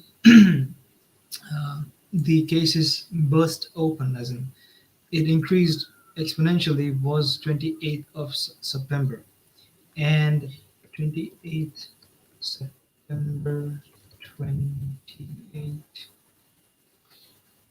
Okay, September 28th. So there is also a report by the then U.S. Surgeon General Rupert Blue about the Spanish influenza. He said he named it as the document was named as Spanish flu, 3-day fever, the flu.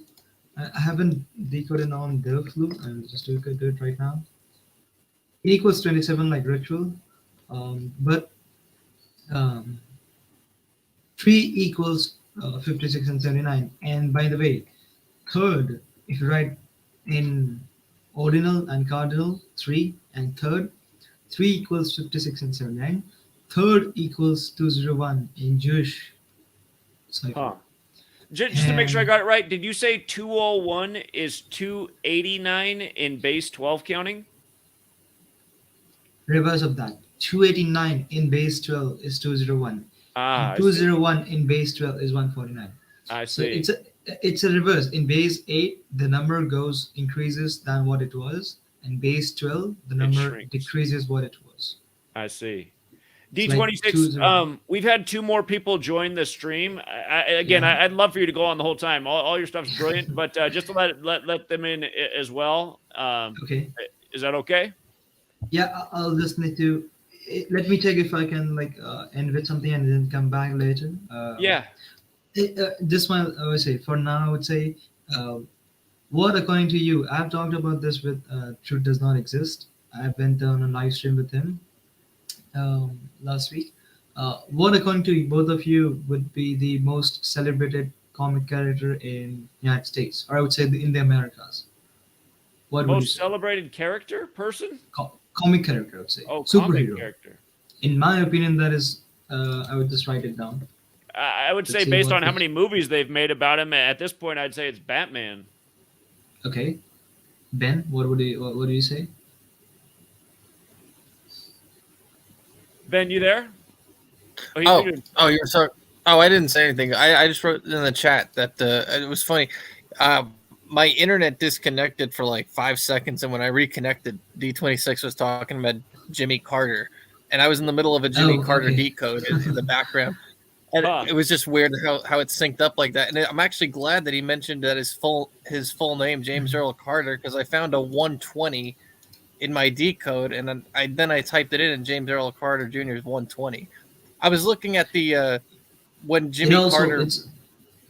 Sorry, I was looking go at when Jimmy Carter boycotted the 1980 Olympics because yeah, and there was like a 120. He did it 120 days before the Olympics started, but I didn't see a 120. But James Earl Carter Jr. is 120, so that's what it is. So that's what it was. That name also Illuminati's 120 and Bavarian Illuminati's 1980. But Ben, what he was asking you is, who do you think is what do you think is the most celebrated comic book character in America? I guessed Batman, not to influence you, but I have a feeling that's the wrong answer. What do you think it is? Spider-Man's a good one. Okay, that's a common thing because I wrote Spider-Man in the chat. Do you know what is the full name of Spider-Man by any chance? I don't. Peter Parker? Yeah, but Peter Benjamin Parker is his full name. Oh. And Benjamin is not his biological father. It is Richard Parker, his biological father. If you know the story, he lives with his dad's brother and his aunt. Uncle Ben and Aunt May. That's a very common name. Everyone knows that. So Peter Benjamin Parker equals 201. I did not say this coming either. So yeah, is that the most popular comic book character, Spider-Man? That's the most popular? In my, as far as I have grown up, I would say I was born in 2001, so I have been voiced. I was showered. Spider-Man's always been popular. Yeah, that's probably true. Okay. In so many movies, I would say, since my childhood. So I would say that I would say right now. I'll go on later because I will have to connect 4 or 5 things. But I will just let others join right now. Okay. I'll see. Okay. I'll wait in the background. Come back later. When Perfect. We'll be back to you, D26. We got a new face here, Matthew Bentley, and we also have DK Stonewood back. Since Matthew Bentley's a new face, I'm going to let him say hello first. Thanks for chiming in tonight. Yeah, man, this is awesome, dude. I want to say thank you for your hard work here from Canada, just in the 613 region in Kingston. I am a little bit nervous right now, guys, so my voice sounds a little bit shaky. I apologize. Could be a typical Canadian thing. I don't know. But you sound good, man. I didn't even notice. Yeah, and it's funny, man. Growing up, I remember at a young age. I think I was like 7 or 8 years old. I remember saying to my mom, what if A equals 1 and B equals 2 and things like that, right? You're always told from your parents, don't believe everything on the news, right? My dad always tells me half the time, not that I grew up with him, but, he always told me half the time, back to the basics and stuff like that. And I just feel like the fibers of humanity it's the connect is slowly being moved away. I've been with a great girl now for 7 years. When I moved to Kingston, I grew up in Mississauga for about 25 years near Toronto. Moved to Kingston to, change my life around a little bit. I still smoke weed here and there, but I was into a lot of shit, man. She's helped change my life around for the better and whatnot. And, growing up, you can always feel like things are going wrong with the way, I remember back in 2001, I was in science class, Mr. Traxler's class, and the announcement comes on, and they talked about the Twin Towers being hit. And, at that time, I didn't know shit, man. I was a sports guy. I grew up playing baseball.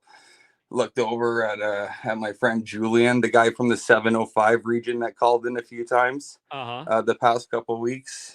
Probably my best friend. I'm like, what the hell are they talking about, man? Right? Slowly over the years, I never really paid attention. He actually paid a lot more attention. He got into an accident with another friend of ours. His name is David Leahy.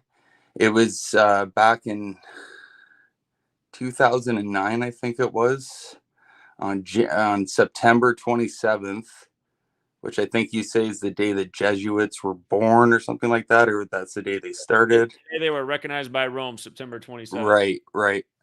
And whatnot. But, yeah, you know, just intuition alone and whatnot, you know, things are going wrong and going sideways. And that's why half the time in the chat, I'm always saying, you know, let's just build together and go and kill these guys. Cause I feel like at the end of the day, that's all they're, you know, really, that's what it's going to come down to, man. That's why I'm always saying I want to snipe these motherfuckers, you know, cause I just know, man, we can talk all day and stuff and it's great. And I love connecting with you guys finally and all this. Like, I'm so built with joy right now, man. I got my Tim Hortons coffee here with me, and couldn't be more Canadian than that. Yeah, you got it, man. You got it. So yeah, I just wanted to say thank you for your hard work and all that stuff. And I'm gonna try my best to continue learning how to decode and stuff, brother. But I'm the one guy on the comments that was saying I don't read too much. I'm a little bit computer literate and all that stuff, but yeah, man, I feel it, you know, and that's what counts to me. You know, my intelligence is there somewhat. So,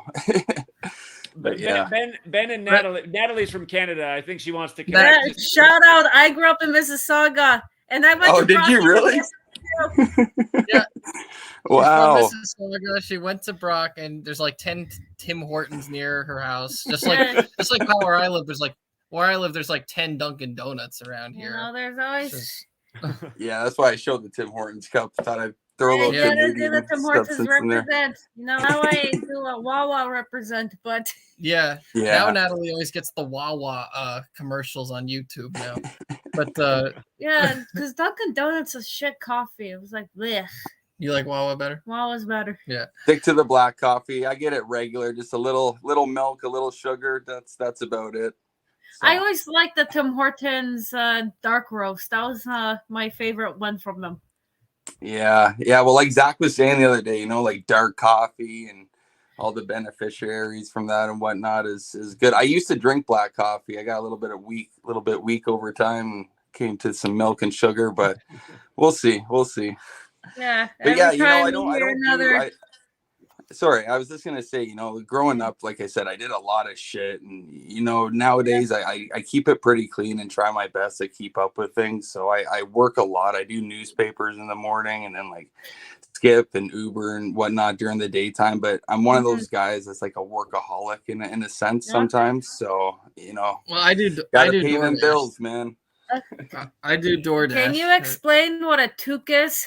Because he did not. I already know what a toque is. I've called it that. You called it that as a joke. You've ingrained it like in my head the same way. I don't know. I think Zach's got one on. Yeah. I don't know. I switch back and forth between bathroom and washroom now. Yeah, because we call it a washroom. You guys call it a bathroom. Yeah. Oh wait, I got a good one. Hold on. I'll show my Canuck style. Where are you going? My 56. That's funny. The email underneath of this is from Canuck Eats. That's funny. Oh my god. You and Natalie are like the same person. Like these Brock, Mississauga, Tim Hortons. They say there's a doppelganger out there somewhere. So Natalie was a rebel. This. Watch that.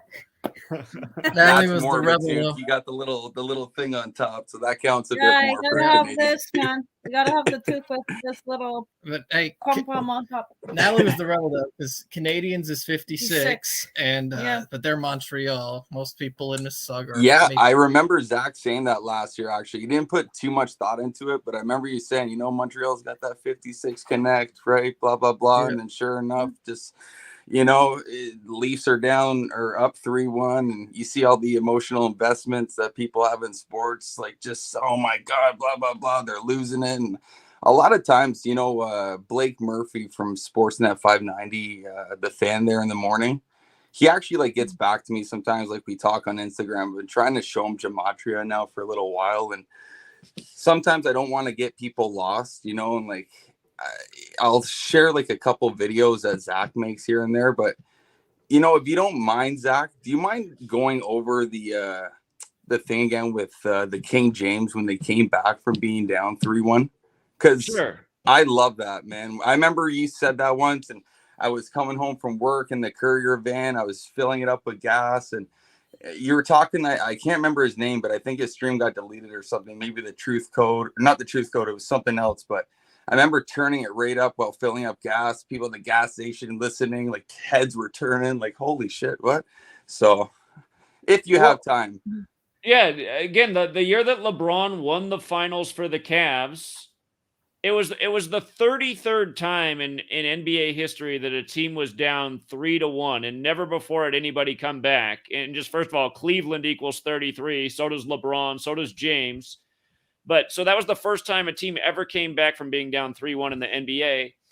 But when they came back and won, they won on the real King James's birthday, June 19th. And again, the real King James's son was King Charles, and the people who fought for King Charles in the English Civil War were called Cavaliers. So you got King James on the Cavaliers winning the championship for that franchise for the first time on the real King James's birthday. And then the other thing that was wild about that's not King James related, but the actor Anton Yelchin died just before that game. That was the breaking news. And he was in the Star Trek movie that had come out around that time. But that guy's birth numerology was 103. And that game where the Cavs won it, that was their 103rd game of the season, which is the 27th prime number. Okay. And LeBron scored 27 points in that game. Like there's 27 books in the Christian part of the Bible. King James has the Bible named after him. And then 27 days after they won it, Nate Thurmond died. And Nate Thurmond played for the Warriors and the Cavs and had the number 42, retired with the Warriors and the Cavs, which is another biblical number. And not to mention LeBron James equals 42. So I feel like I should have recognized all this growing up, man. I went to Bible camp in Maine, right? My grandma, and all that stuff, into the holy stuff. And I just remember playing Mission Impossible and going to the canteen. But anyway, yeah, you can continue on. Sorry. Well, that's the extent of it, pretty much. So, well, Anton Yelchin died at 27 too, and the way he died was like, wasn't it like a ridiculous story? Like, didn't he get run over by a car in his own driveway or something? They said he didn't set the parking brake on his SUV, and he was walking in front of the car, and it smashed him into the side of his own house and killed him. So very unlikely. Awesome, man. Well, listen, I'm going to leave the chat here. I'm still going to tune in, but I just want to say thank you for everything, man. And don't stop what you're doing, because you're having at least one person at a time joining the community. And Before that's you all go, it takes. Matthew, some Canadian jokes for you. You got to hear some. I usually am a bit of a joker and humorous, just because I'm a little bit nervous right now coming on. I'm not really feeling that way, but next time I come on next Sunday, I'll try and bring some jokes to the table, because I definitely am that kind of guy. So, do you know any Newfies? Have you met any Newfies in your life? Yeah, my whole family is from Marysville in New Brunswick area. My dad is living in Boys Town right now there, so yeah. All right, so you would like this one. There's a Frenchman, an Italian, and a Newfie. They both get stuck on an island. All three of them get stuck on an island. They all can bring one thing. So an Italian brings an orange because he says they need some zest. Well, if I'm hungry, I can eat it. If I'm thirsty, I can drink it. The Frenchman says I can drink the water. I bring water. And then they look at the Newfie. The Newfie brings the car door from the driver's side and says, when it gets hot out, I can just roll down the window. Nice. I'll bring some next week for you guys. Maybe even a few Jewish jokes, if that's okay.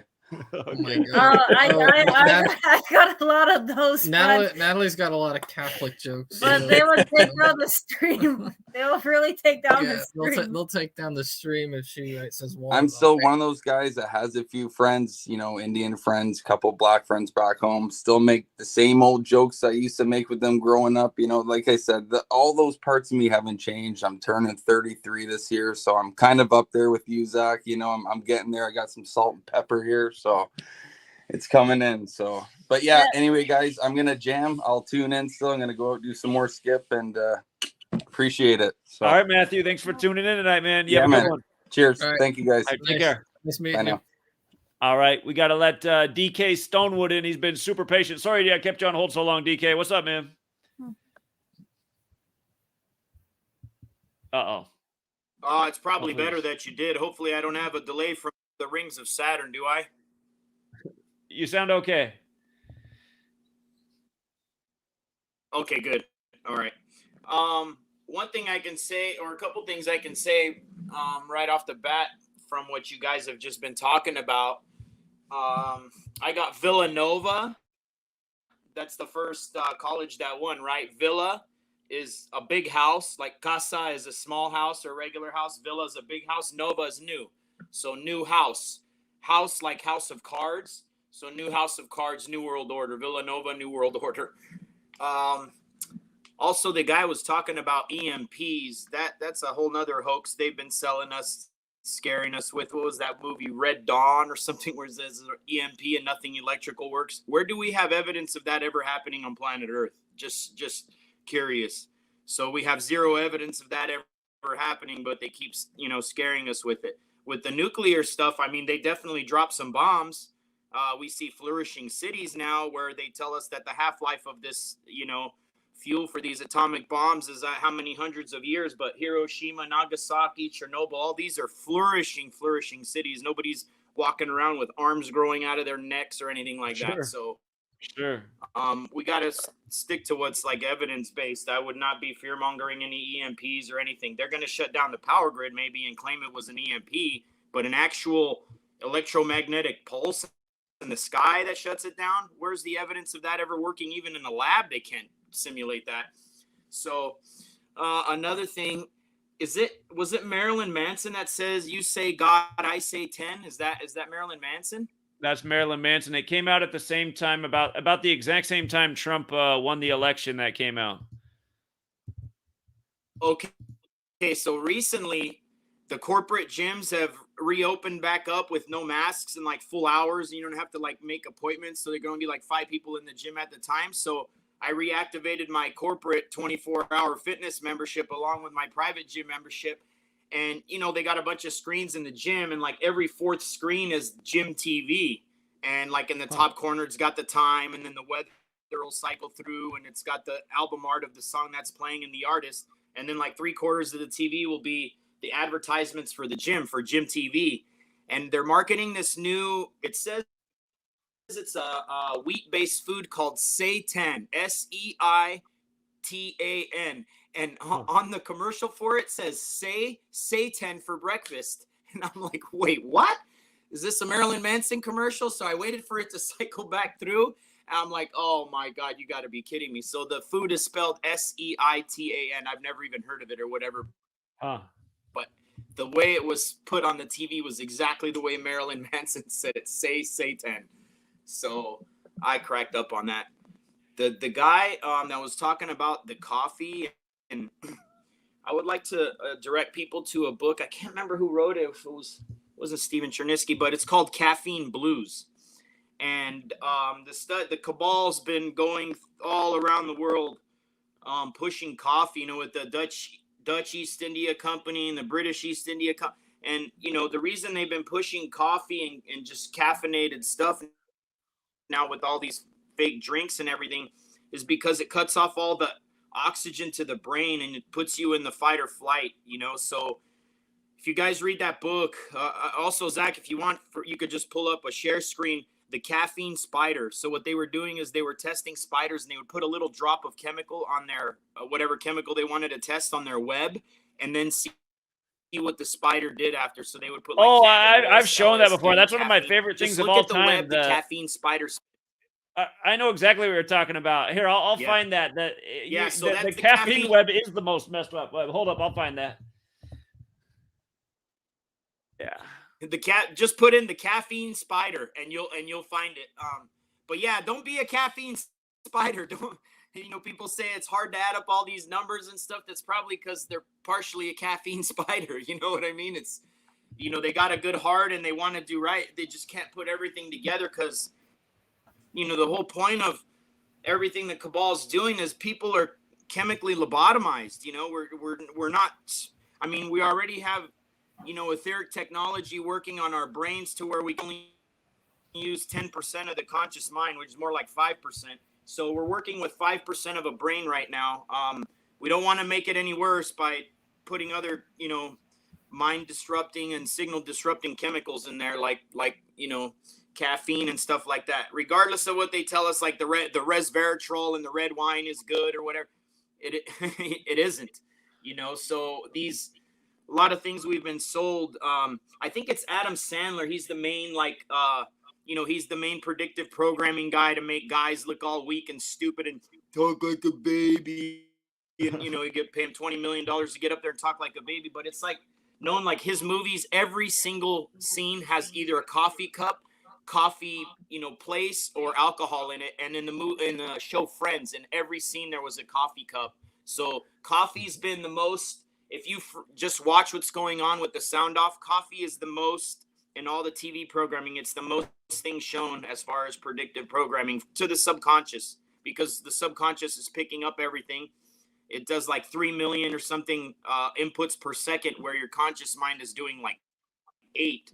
So it's picking all this stuff up and storing it, and it's a pattern recognition machine. So when it sees that, wait a minute, there's a coffee cup or coffee, or drinking coffee in every scene, it starts thinking, okay, safety in the group has to do with drinking coffee, and all of a sudden you're drinking coffee. You don't even realize why you're drinking coffee. So This is a lot of the programming, how the programming actually works.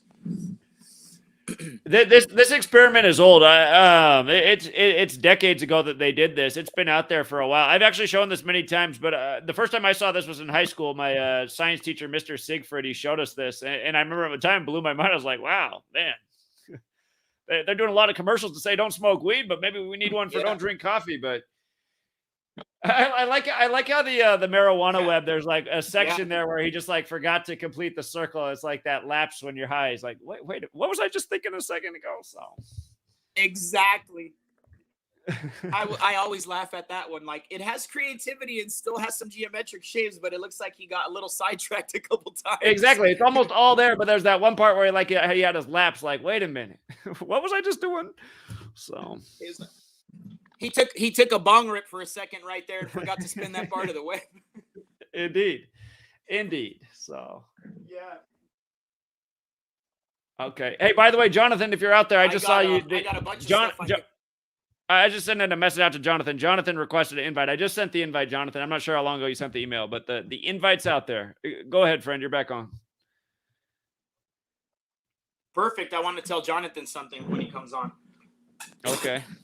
I got a whole thing on health. I don't know if you even wanted me to get started on that. That's what we kind of talk about on TFR, but I'll just do that whenever you say, like, let's talk about the health thing and the tinnitus. Go for it. You want me to go for it now? Sure. Okay. One thing you guys been talking about, the salt and pepper and the beard and the hair. There's a Chinese herb that we're all deficient in. It's called Heshou, HESHOUWU. They also call it Foti, like FOTI, and in Chinese it means long black hair. It'll keep your hair from turning gray. So just look into that Chinese herb supplement, Heshou. As far as like this tinnitus thing goes, it's heavily linked to EMF poisoning. So, like, let's identify what is tinnitus. Tinnitus in Latin means ringing. So the whole condition of tinnitus, to be clear, is hearing a sound when there's no sound present. That's the actual condition. Is it an actual problem of the ear? No, it isn't. It's actually a nervous condition. So inside your ear has like a bunch of strings with little hairs on it, like feelers like a very advanced piano. If you open the back of a piano and somebody's playing it and you see all the strings moving, that's how your ear works as well. I think they're called alveoli or something, the little hairs in there. And they're all tuned to a specific frequency. So when that frequency is present, it'll trigger that specific hair, which then travels down the line into the auditory cortex and specifically into the 8th cranial nerve. And what that does is it takes it from the sound vibration and transliterates it over to electrical signal for your brain to decode. And then it's working on pre-remembered patterns like that we call language and stuff. So the actual ringing is coming from this 8th cranial nerve being basically basically shorted out, or it's getting feedback because it's a nerve, and the whole rest of your body's nervous system is shorted out because you're not grounded well, and it's causing a feedback. So that's what gives you the ringing. There's nothing actually happening in your actual ear as far as your ear's ability to hear sound or anything like that. It's the mechanism that's changing it over from sound to electronic for your brain. So that's the actual condition of what it is. Now, there's a protocol a doctor developed. We can go through it. I'll turn my camera on. It takes like 20 seconds, 30 seconds to try to reset that eighth cranial nerve by tapping on another spot on your head. But let me get into like some of the stuff that's causing like tinnitus. People have Wi-Fi on in their house even while they sleep, and my friend has a website called WiFiDangers.com. It's pretty good. It makes you fat. It makes your body retain, makes cortisol go up. So it makes your body like store fat, retain water, gives you insomnia, messes with your circadian rhythms, lower your sperm count, lower your egg count, eventually make you infertile. By the way, when they put these, like, you got like iPads, right? They put the slot antenna on the bottom, so it's like right on the kid's genitals.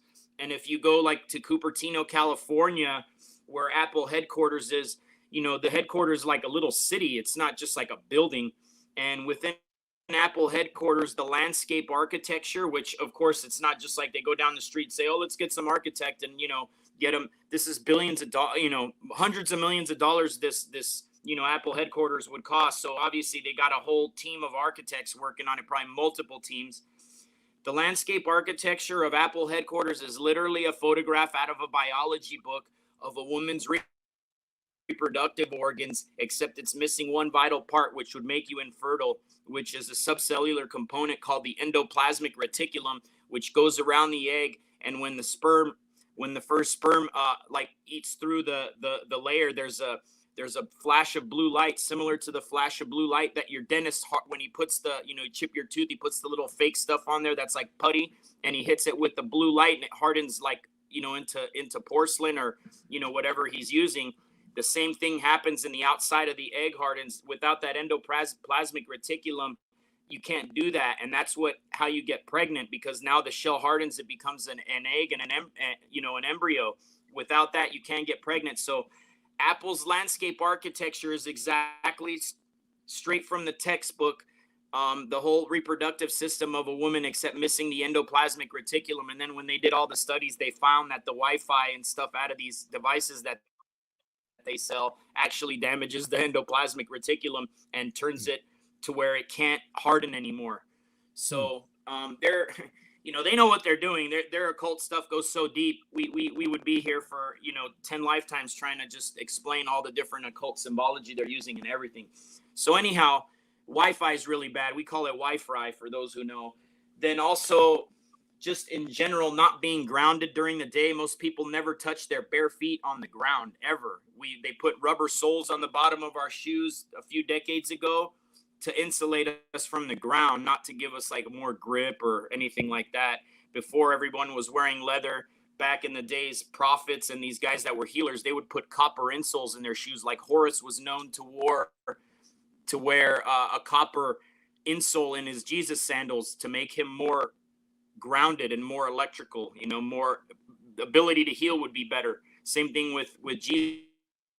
These guys were vibrating so high they could heal people with just like their touch, just like we have now. We have these healers that heal you with Reiki and different things. They were just way more advanced. It's been all filtered and pissed down to what they give us now with the acupuncture and the Reiki, and it's very just watered down.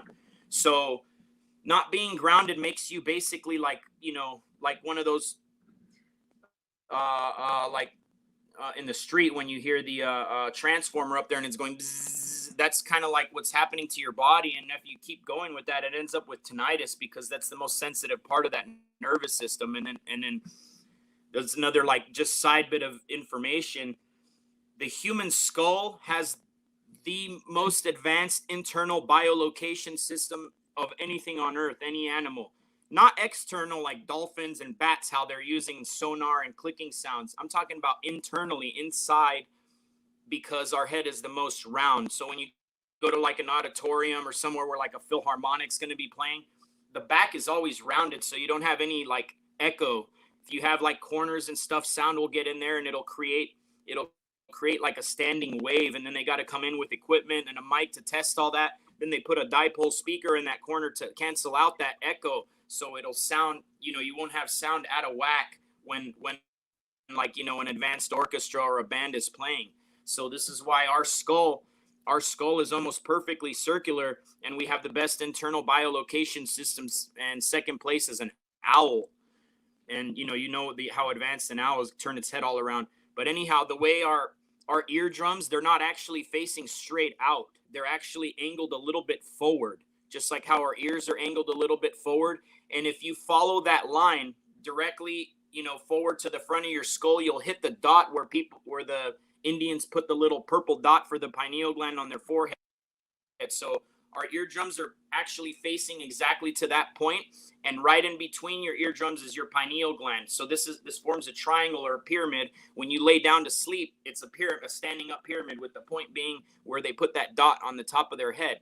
So the whole thing is our brain inside is a vibrational chamber for our pineal gland, which works on frequencies. It's been shut off, so now it's not all hearing or all seeing, which means it could tune into every frequency. Now we've got this one frequency that we're all locked into, which we see in here, called the Lucifer matrix. So that's why we can't see any of these other beings that are attacking our consciousness. We can't remember any of our past lives. We can't communicate consciously with anybody that's not in a physical incarnation. Now, then you go in your dreams and you're talking to your dead uncle and this and that, and everything just seems fine. But then you're back in the physical realm. You can't do that anymore because your pineal gland's not active. So when we dream, our pineal gland is activated by the release of the DMT, or the dimethyltryptamine, which the human body does in 3 times in its human life. Once when we're born, in the 13th week in the womb. Like I said, that woman Barbara didn't actually kill having an abortion at 6 weeks. There was no soul yet. So in the 13th week in the womb, the pineal gland releases a shitload of dimethyltryptamine, or DMT. The same amount is released when you die. The moment you die, and the body loses 21 grams, the weight of the soul. It's why they made that movie called 21 Grams. And the only other time that the pineal gland will release dimethyltryptamine is when you dream. It releases a tiny, tiny little bit. And this pineal gland, picture it, it's like maybe the size of the tip of your pinky, and it's a balloon filled with water, and it flips inside out. So the water will be inside of it, and then the balloon will flip inside out, and the water's now on the outside of it. This is how your soul goes in and out of the body into the dream state. So this is why they calcify our pineal gland, so that the water gets calcified, so it can't flip in and out. So it's really hard for us to remember our dreams. And I've come out of dreams sometimes so vivid of a dream where I'm punching somebody in my bed, and then I wake up, and for like a second I remember everything, and then it's just gone. I'm like, who was I just fighting? Can't remember a thing. And that's why people try to write stuff down right away, but the visual, it's in the visual cortex, and it's just gone. So This is a lot of technology being used against us and our consciousness, which is centered in our pineal gland. And now to bring it all back to this, the tinnitus and all that, this is all connected. So those of us who are really awake are vibrating higher, just in generally. Our whole nervous system, our brains have more wrinkles in them to have more surface area. Like they get stupid people, their brain is very smooth inside. Really smart people, it looks like spaghetti. It's very wrinkled. So we have a tendency to hear like these, what's inaudible to most people. Like many people's homes, I could go in and I can hear their electricity in their walls. They can't hear it, but I can hear it. Like a light, I can hear the light going bzzz, even though it's not even on, and they can't hear it. And then sometimes I can't. It just depends on like how high I'm vibrating that day, or maybe there's more toxins in the air. Like recently, I would say I'm a little bit less acute. They've been hitting us with chemtrails for like 4 or 5 days down here in Southern California. It's been 85, 90 degrees for like a week straight, like checkerboard in the sky from 10 years ago. I haven't seen this in 10 years. All of a sudden, everybody's sick. Everybody's eyes are red. I take care of 280 8-year-olds, their eyes are red and they're sniffling and they feel lost a lot of energy. My dog and my cat both have a bunch of stuff in their eyes that I got to clean out every day now. So, they're affecting the internal frequencies that our bodies run on, which is a total of 72,000, another 72 there. 72,000 frequencies, which is what like acupuncture is for. It's to try to fix the little meridians where certain frequencies are being pinched or not going all the way through to release it. Wearing a lot of this polyurethane based clothing, which is made out of the same shit you put in your car to as fuel, like nylon and a lot of this stuff people use for their bedding, these jersey type, I can't think of the name of the material now, but all this stuff is made, if you look at it under a microscope, it has all these negatively shaped fullerenes, which trap low frequency, which trap distortion, basically trap distorted electrical energy. And while you're walking around wearing all this clothes and sleeping in a bed with it, you're basically becoming a capacitor, for like charge, just like when you drag your feet all over the carpet and everything, you touch them. So this is an unhealthy way to be. We should be running with a lot of negative electrons, which you get from, being the best place you can be is standing on the beach, because the sand is made out of quartz crystal, which is all piezoelectric, and so is the ocean. Or just standing on the bare ground, or, that's why people say hug a tree, because the roots are down 30 feet in the ground. It's way more grounded than we are just standing on the bare surface. So all these things are what contribute to this ringing in the ear sensation, or just in general, poor health. Everything your brain is telling your body to do is based on frequency. So if something needs to be digested, there's a certain frequency that's put out for the enzymes to go out for that. And if any of that is just a little bit distorted, obviously it's, you're not going to pull as many nutrients out of the food. They're not going to assimilate as fast, and, so on and so forth. It's just like, having dirty filters in your car. You got a dirty transmission oil filter, you got a dirty oil filter, you got a dirty air filter. You add all those things up, your car's running way less efficient, way less fast. I know, because I'm into street racing. Every little thing counts. Sometimes we just take off the whole air filter, just to get more air for a race or something, just take it completely off, regardless if it's perfectly clean on a Ferrari or Lamborghini, doesn't matter. So, our body's very much the same way. It's a big machine that's working on electrical impulses, and electricity travels through water the best. That's why we're 70-80% water. So if you got dirty water again inside of you, the electrical signal's not going to get through as well. If you got water with positive charge in it and you're trying to send your signals through, there's going to be some attenuation there. So you're going to lose some of your signal as it's traveling through. So, every little thing that they're doing is, whether it's invisible or it's physical in the food, is to lower our frequency and lower our electrical charge. That's what dying is, when you lose charge. And when you get old, you lose a lot of charge, and all the charge is going through basically the cell walls, that like the mitochondria is like our energetic machine, and everything they do is to kind of like stab our mitochondria in the kidney over and over again, so it gives you less and less charge. And then when you get sick is when you've lost charge, and then your body is trying to fix it by putting out a bunch of viruses, which are actually made by the body. It's part of our immune system, not something that floats around that hurts us. And viruses are piezoelectric.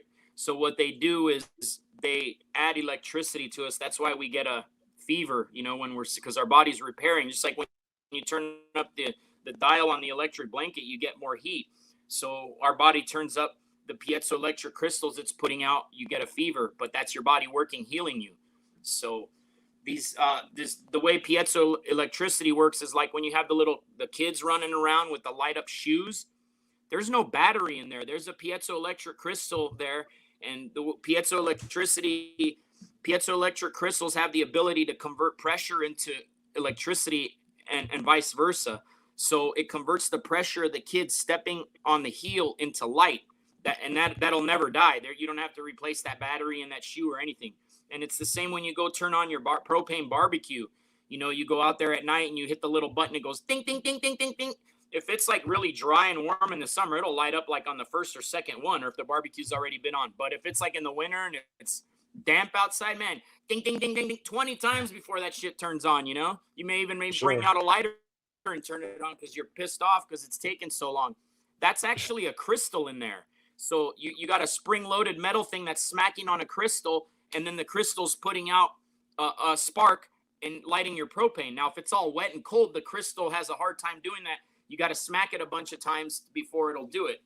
So our body's working in the same way. Our body's a big piezoelectric machine with frequencies that are telling all these electrical signals when to fire. Just like the timing in a car or whatever for advance. Like if you want to put higher octane fuel, then you're going to advance the spark on the spark plugs, and you're going to do all these things. And this is the same way, like when you're a higher vibrating human being, everything is a little bit more advanced for you. So one little thing, you're a canary in a coal mine.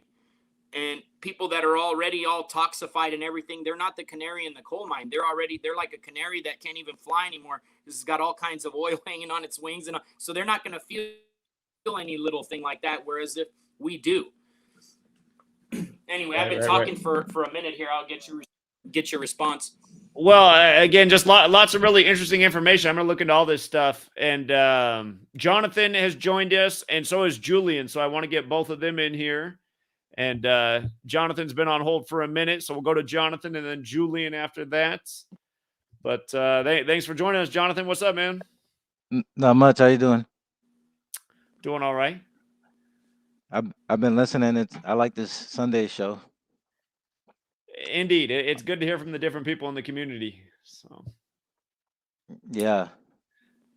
I wanted to do the song of the week. Okay. So this is song number 486.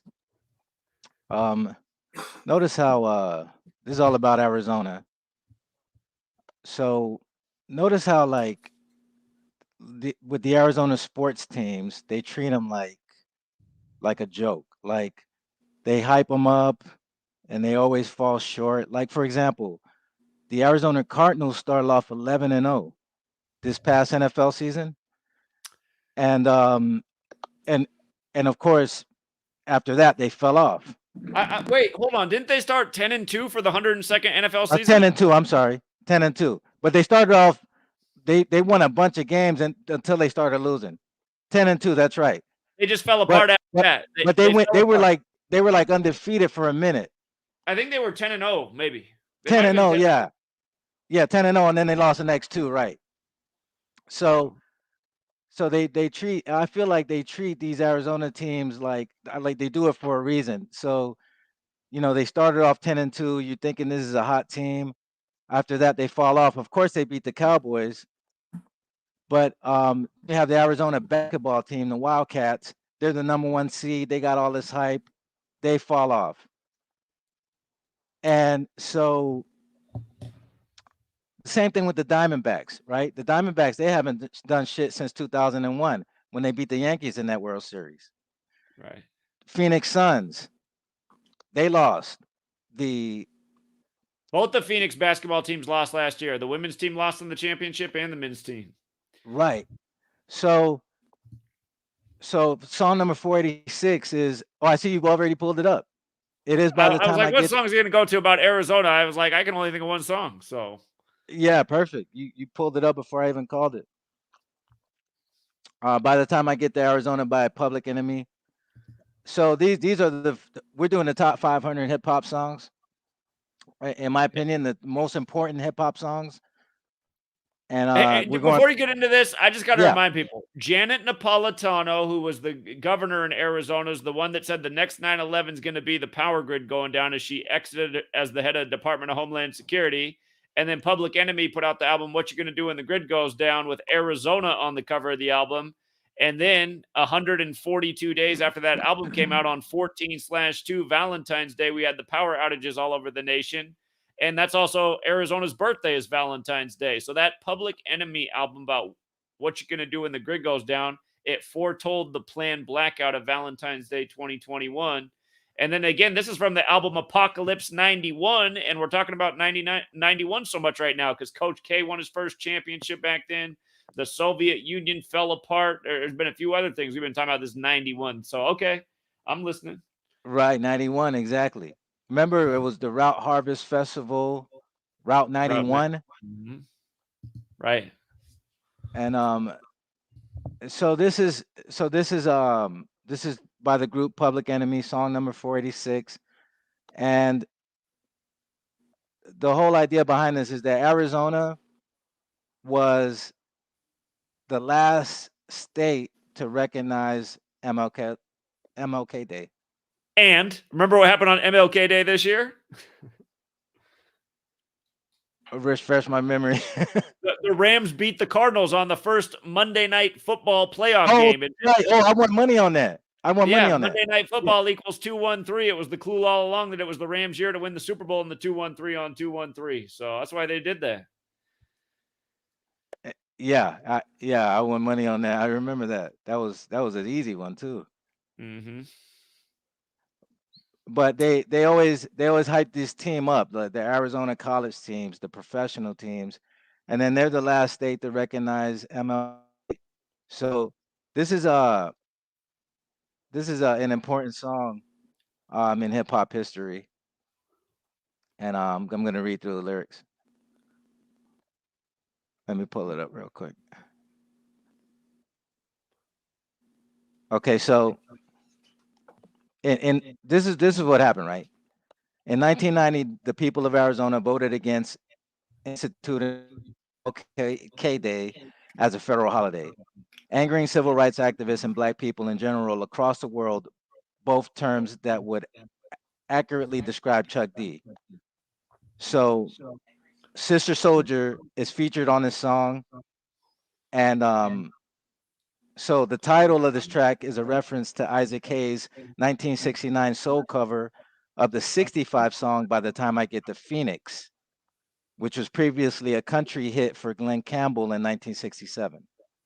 So that's and for the record, Phoenix equals 91 in Gematria, and then this is on the album in 91. So you see why they did it that year.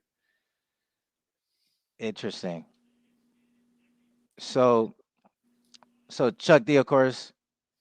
Well, actually, it's Sister Soldier that starts off with the intro. So Sister Soldier goes, "This is Sister Soldier, Public Enemy, security of the first world, and an allied forces are traveling west to head off a white supremacy scheming to destroy the national celebration of Martin Luther King's birthday. Public Enemy believes that the powers that be in the states of New Hampshire and Arizona, remember that they try to they don't talk about New Hampshire like that, but New Hampshire was also one of the states that didn't want MLK to be a holiday.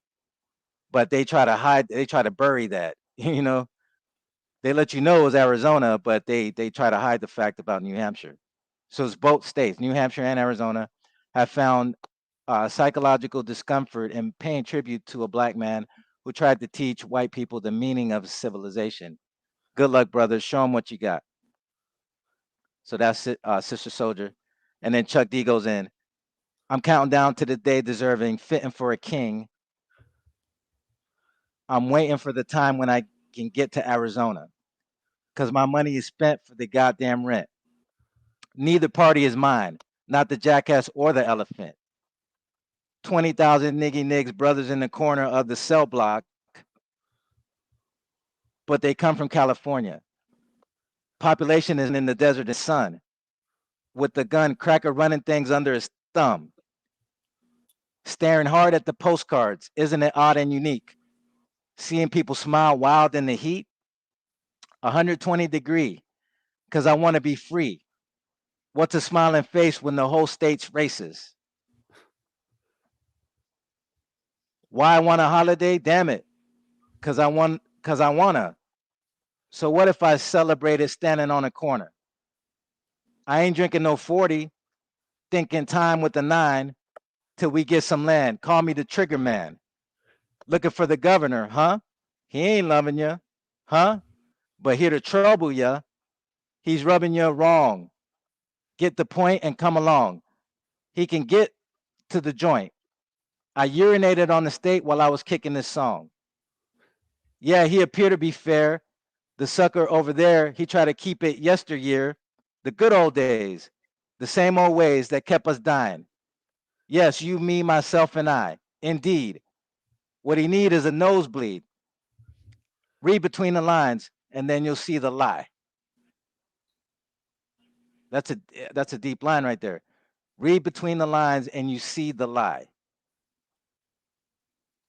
Politically planned, but understand that's all she wrote.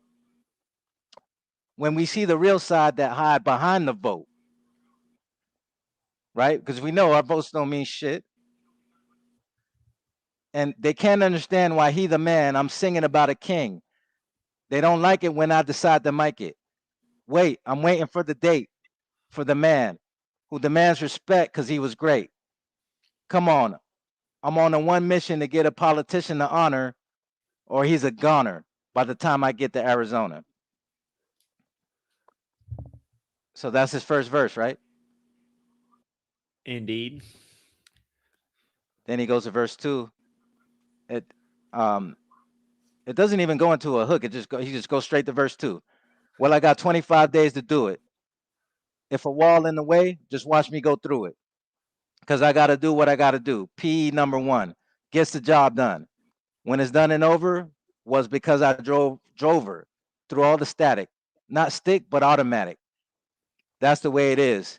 He got to get his. Talking MLK, gonna find the way. Make the state pay. I'm looking for the day. Hard as it seems, this ain't no damn dream. Got to know what I mean. It's team against team. Catch the light beam. Then he goes to verse 3. So I pray every day. I do and praise Jah, the maker. Looking for culture I got, but not here from Jamaica. Pushing and shaking the structure, bringing down the Babylon. Hearing the sucker that make it hard for the brown, the hard boulevard. I need it more than ever now. Who's sitting on my freedom? Oppressor, people beater, a piece of the pick. We picked a piece of land that we're deserving now. Reparation, a piece of the nation, and damn, he got the nerve. Another nigga they say and classify, we want too much. My people plus the whole 9 is mine. Don't think I even double Dutch. Here's a brother, my attitude is hit him, hang him high. I'm blowing up the 90s, started ticking in 86. And better start fearing. While we sing it now, there will be the day we know who's down and who will go, go, go by the time I get to Arizona. Now, see that line, last line as well, towards the end was a deep line when he goes, when the blind get a mind, better start fearing, right? In other words, when people wake up, right? Then they got something to be scared of. Then at the end is when the chorus comes in. By the time I get to Arizona, by the time I get to Arizona.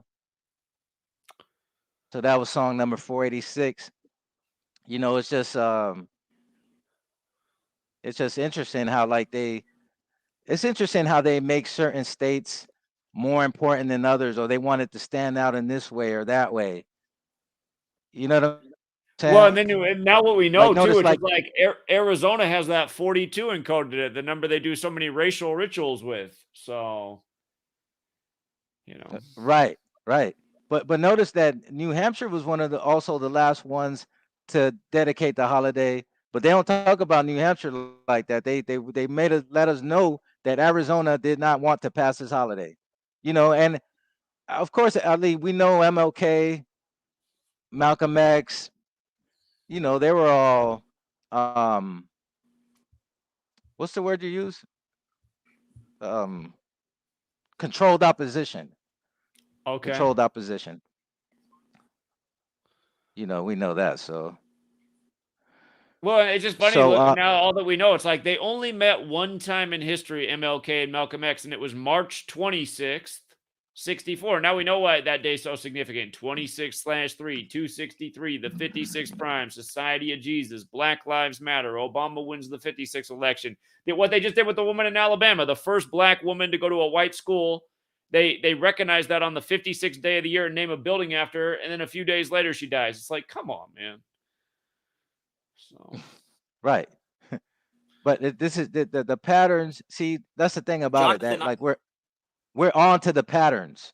Like, for example, the reason, you know why I predicted that there would be a dead rapper on the 16th of March?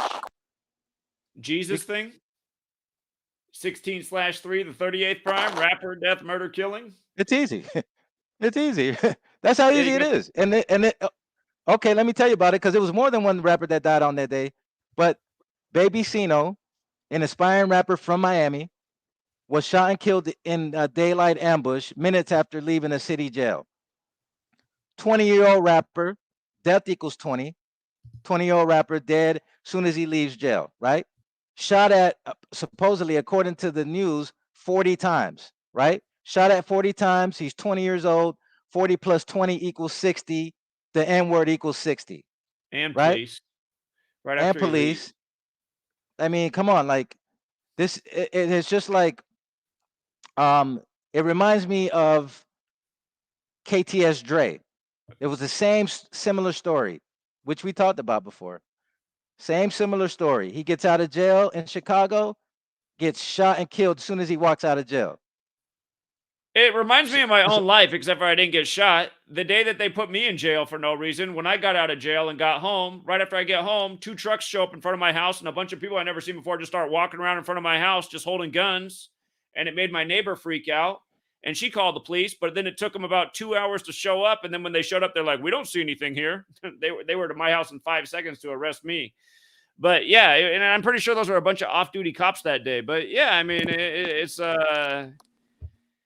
it's all the same, man, and it's so obvious. So I remember you told me that story. Yeah, but they show up. Right, exactly. That's the thing about the police. They full of shit. By the time they show up, the crime's already over. Like in Vallejo, California, like nobody wants to sign up for that job. So there's a lack of police in Vallejo, right?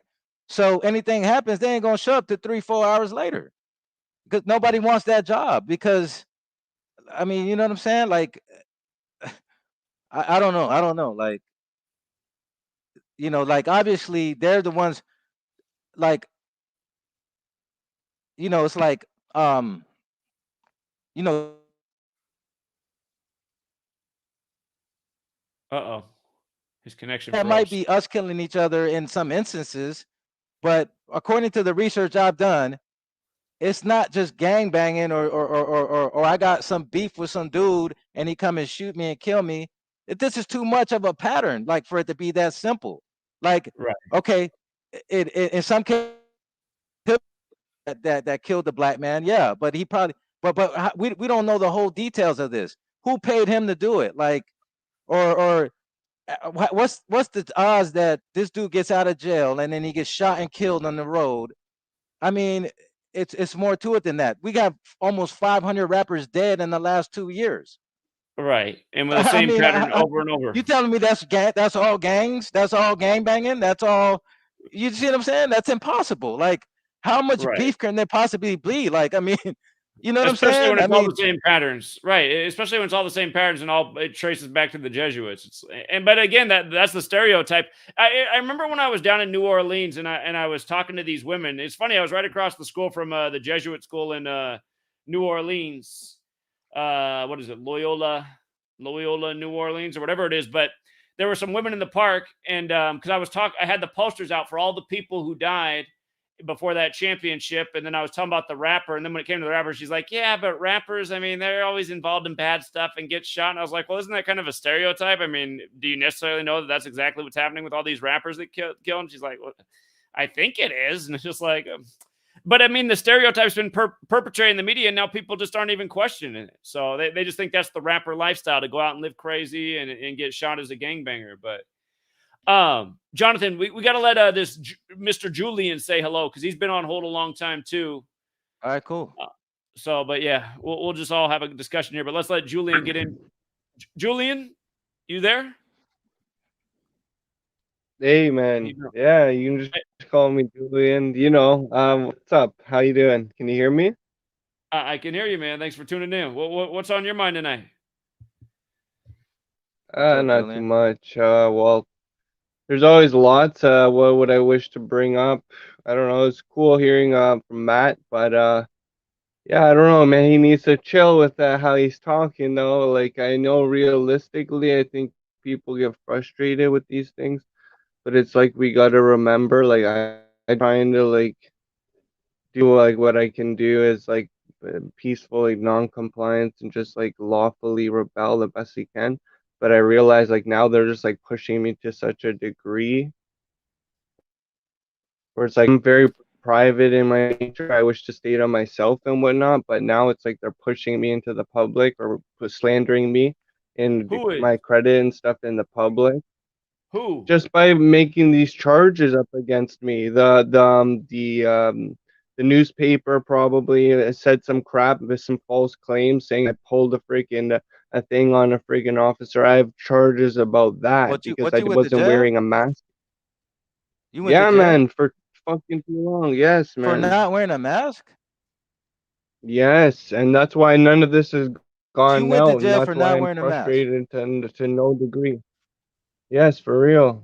I'm not You're in joking. Canada. Yes, This well, is in what Canada. happened was What the fuck? it escalated from that. I'm sure a lot of other people have gone through some situations, but what happened was an officer came to the scene. They had just put out some like thing in the newspaper saying that, oh, well, police don't really care. They're gonna just start enforcing the new whatever the businesses want. And so if the person in the business, this is all around the hype around April or the right around the start of 2020 when this first started happening.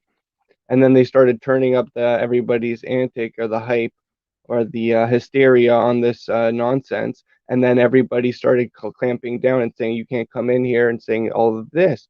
Well, essentially, they were arbitrary, even though there's clearly bylaws and stuff. I don't agree to them. I understand the laws like way more than most of these people, and the officer included. He doesn't care. He just is acting and doing these things, and now I'm being screwed completely by the Well, the law is system. a bunch So of bullshit. I don't know. I mean, what the Yes, no, most fuck? Like, definitely, most okay, like I've definitely. been So walking what around happened here, was, I'm unvaccinated, walk around with no mask. I mean, it's just a bunch of yes, bullshit. man. Anybody with a brain can see this shit. Like, Yeah, man. Tell me how I did not wear. I haven't still worn it, and I still hadn't at that time. But at that very moment, what happened was, and I've been going out every single day doing shopping essentially, but I don't wish to do it. I'm doing it so almost when by do you go to force. court? When do you have a court date?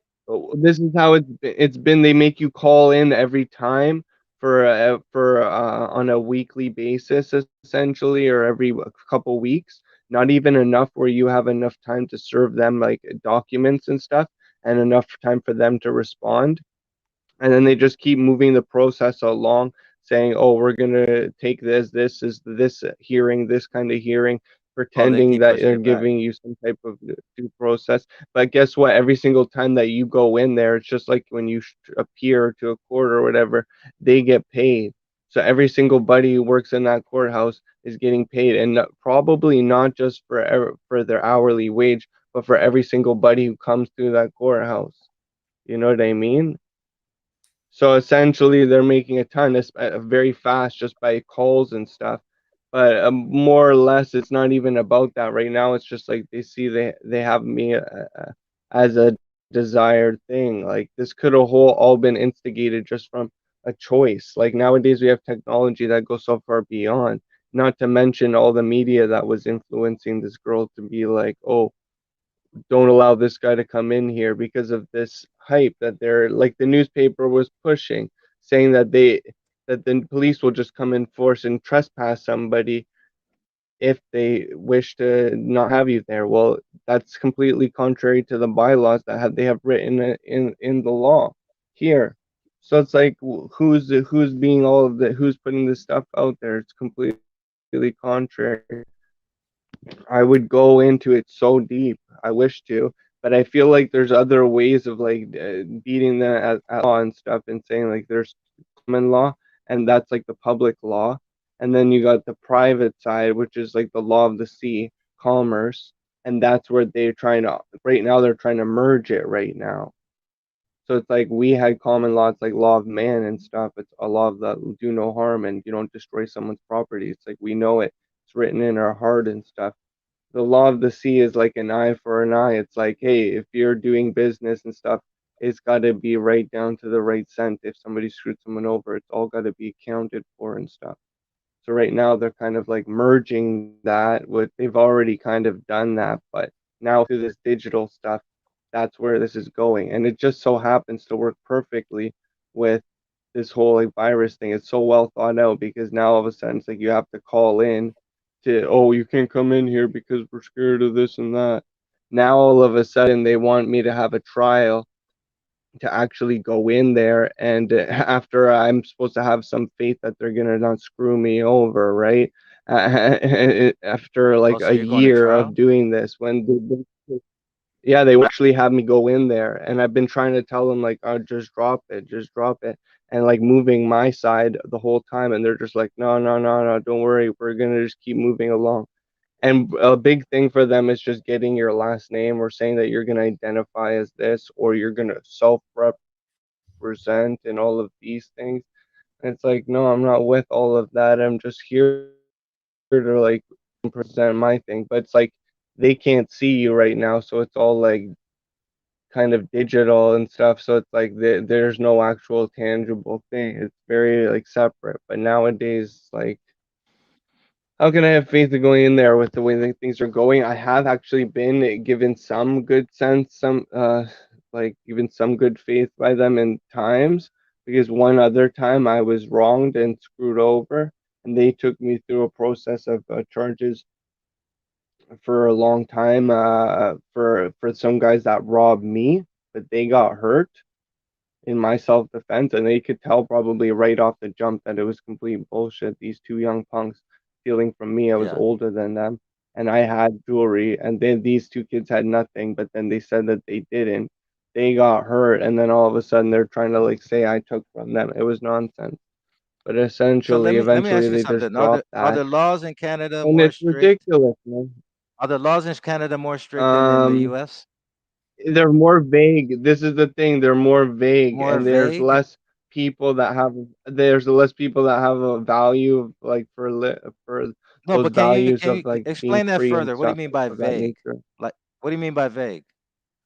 It's very Tell vague and ambiguous because like they'll write a law and they'll say things very like double-sided, speak with the forked tongue insofar as like it sounds really like, oh, we're going to make sure that the public or members of the public have access to all these uh, public accommodations. That's I'm just giving you an example, Mm. and that's like in bylaw stuff. They're talking about public accommodations being like businesses. I think of them like a public venue. We all have an interest of going there. We're trying to do business or get our things. Even in law, they talk about like consumer protection and saying like, oh, people have household goods that they need to get and stuff like this. By me talking about this stuff, it shows that I'm sort of like competent in it or whatever. And then they think of that as sort of like joinder if you're using their terminology. That's why I don't really like to use their terminology or their titles and stuff. But realistically, like they know I understand their concepts and stuff. So it's just like they're like, oh, screw this guy. And I don't know. I've in the past they've said, okay, we'll let him be. And I since then I've just been trying to stay to myself or whatever, do my own thing. But like after this whole thing of them screwing us over, and then also my mom killed right before all of this stuff, right before that case, they let me off. I almost felt like that was like almost like they took a sacrifice like from me because my mom got really ill right before when in the course of my first thing, and then all of a sudden she was getting better, and then all of a sudden they gave her some type of like barium when she was going for a scan. Then she goes in for the scan. She goes in for the scan. A few days later, just like the very next day, she was having extreme gut pain, and that wasn't a good thing for them. They should have known better. If you have a blockage in your colon or whatever, You don't go giving someone like a barium or radioactive stuff that can mess up. Anyway, she had such pain. Then they called the ambulance. They came to my place, and all of a sudden, she wasn't able to speak just at that very time. I know, like with technology and frequencies, that could be a thing, or it could just been she's in such agony and stuff. But she lost her voice as they were coming in. These guys came in. They kind of like first responders, whatever, came up. And then when they took her, we just thought we'd see her at the hospital. It's like 20 minutes down the road. We followed. By the time we got there, they said, "Oh, do you want us to try and bring her back?" Blah blah blah. All this nonsense and shit. And then fucking yeah, I went through bullshit. Then after that, I was just like, okay, they they let off those charges. I was trying to get on with my life and stuff. And then now, like couple of years later, all of a sudden in 2000, maybe it was a year or two, no, just a year or two later, 2020, yeah, they started doing this thing. Yeah, it was just over a year later they did the Corona thing. Now I'm like, wow, that's a complete like trust breach of the whole thing. But anyways, to answer your question, it's just like they do write things and very things too. It sounds very good and like, oh, protect the public and stuff. But a lot of times it just means protect the public state of their own thing. If you look at it from that perspective, it just means protecting their establishment. And it's like, oh, this is a big thing. Like here, this is a big thing that I came across is that say peace officers. I'm looking into what is a peace officer, right? I thought it was someone who protects the public peace. But it turns out it looks like most of the time they're only getting in trouble, like as a peace officer. They can use too much force. The only time they can get in trouble is if they use an excess amount of force. And I'm like, hey, that's one. And I'm like, that's very vague because they can say what is excessive based on the situation or whatever. And then the other thing, other ones like allowing a prisoner to escape. Another one is like not stopping a riot, or another thing is not stopping another thing. So it's basically all about keeping the captives in a controlled state. The other three, and the fourth one is just not using too much. The first one on the list, it sounds like, oh, they can't use too much force on somebody, but it is very like ambiguous and vague, and those are things that are like always frowned upon in law. Like it's not supposed to be like that. It's supposed to be very black and white and simple, like do no harm or whatever. Okay, what damage I caused and stuff. They can't show that right now because right now the officer was coming at me. I was filming him. I had this on a video and stuff, and then they took that from me, and they still haven't brought it up, even though I told them to give it to me on numerous occasions, or just send me the video files and stuff like that. They wouldn't even do that. So it's like, how do you think I feel good about going in there? What are you gonna do? Smear me or just take me, grab me by the collar, kind of thing, you know? So, anyways, yeah, it's frustrating in that sense. But yeah, I'm just like, been at like at peace with it. But like I said, I want to be private. Now I just want to come out with it and make people aware. And then it's like if people would come together, like you were saying, if we lived in the same area and stuff, and everybody was thing, or if we went to the courthouse and been like, no, this is our courthouse. Actually, we should hold court on the lawn. Matter of fact, I would hold court. You know what? Get the gallows ready. If I'm wrong, you can hang me. If I'm right and everybody here thinks that you actors are fucking wrong, then all of you guys get on the fucking gallows, because you guys are doing some high ass treason, high ass crime. This is some treason shit that Well, they're yeah, doing. exactly. So That's what I was saying years ago. I was like, man, we need to create our own community where we got our own food and we don't have to put up with their bullshit because a lot worse stuff is yeah, coming in the future. And I was saying that back in 2015. And yeah, I mean, you're telling the story right now. yeah, Julian, man. I'm sorry you're going And through all yeah, that, man. like Matt was saying. Yeah, sorry, what were you saying? I'm just saying. I mean, your story sucks to hear. I mean, it's a signs of the time type of story, and you're in Canada right now. It's not quite Yeah, that bad here in the U.S., but before long, it'll be even worse yeah. everywhere. But Yeah. And it's crazy yeah, because it's just like I feel like other people have gotten their stories out, or some stories have gotten a lot of publicity. I don't know. I think it was almost just put out there for certain reasons or as a controlled type of opposition. Because even know some people who started like groups and rallies here about anti-mask things, and then all of a sudden they move, they go back to the States. Like for all I know, they were lawyers to begin with, and they just came here to like take information of as to who is who and what, and then just go on with their life and stuff as sellouts. Like a lot of them may have been that were at the events were like fellow church members or other things that I gathered when I was there. So it's just like, Sure. yeah, it was like a Sure. community type of thing. And then like some of them moved or what have you, but some of them look like familiar faces, and some of them just happen to be like here, and then they're like, hey, I want to go to the States. But that's basically where I'm at. Like, what is this like? Why wouldn't I want to just say, okay, I'm expatriate. I'm not patriating. What they when you're a citizen, you claim you're like a subject or whatever. You pledge your allegiance or whatever to the whatever, and you're being a subject essentially, and saying, okay, I'm a citizen or a slave of that, and you're safe and on a ship. So essentially, that goes back to like that law of the sea coming onto the land type of thing. It's like a maritime law. What we have is like the law of the land and the law of the sea is the admiralty, Maritime but law. maritime is Maritime law. basically Yeah. Maritime law. maritime is like on the land type of, yeah, the ships, the skippers and everything has to do with the people that are on the ship. But as for actual admiralty, it has more to do with like the transacting of goods and stuff, from what I've gathered. And then yeah, it's very interesting.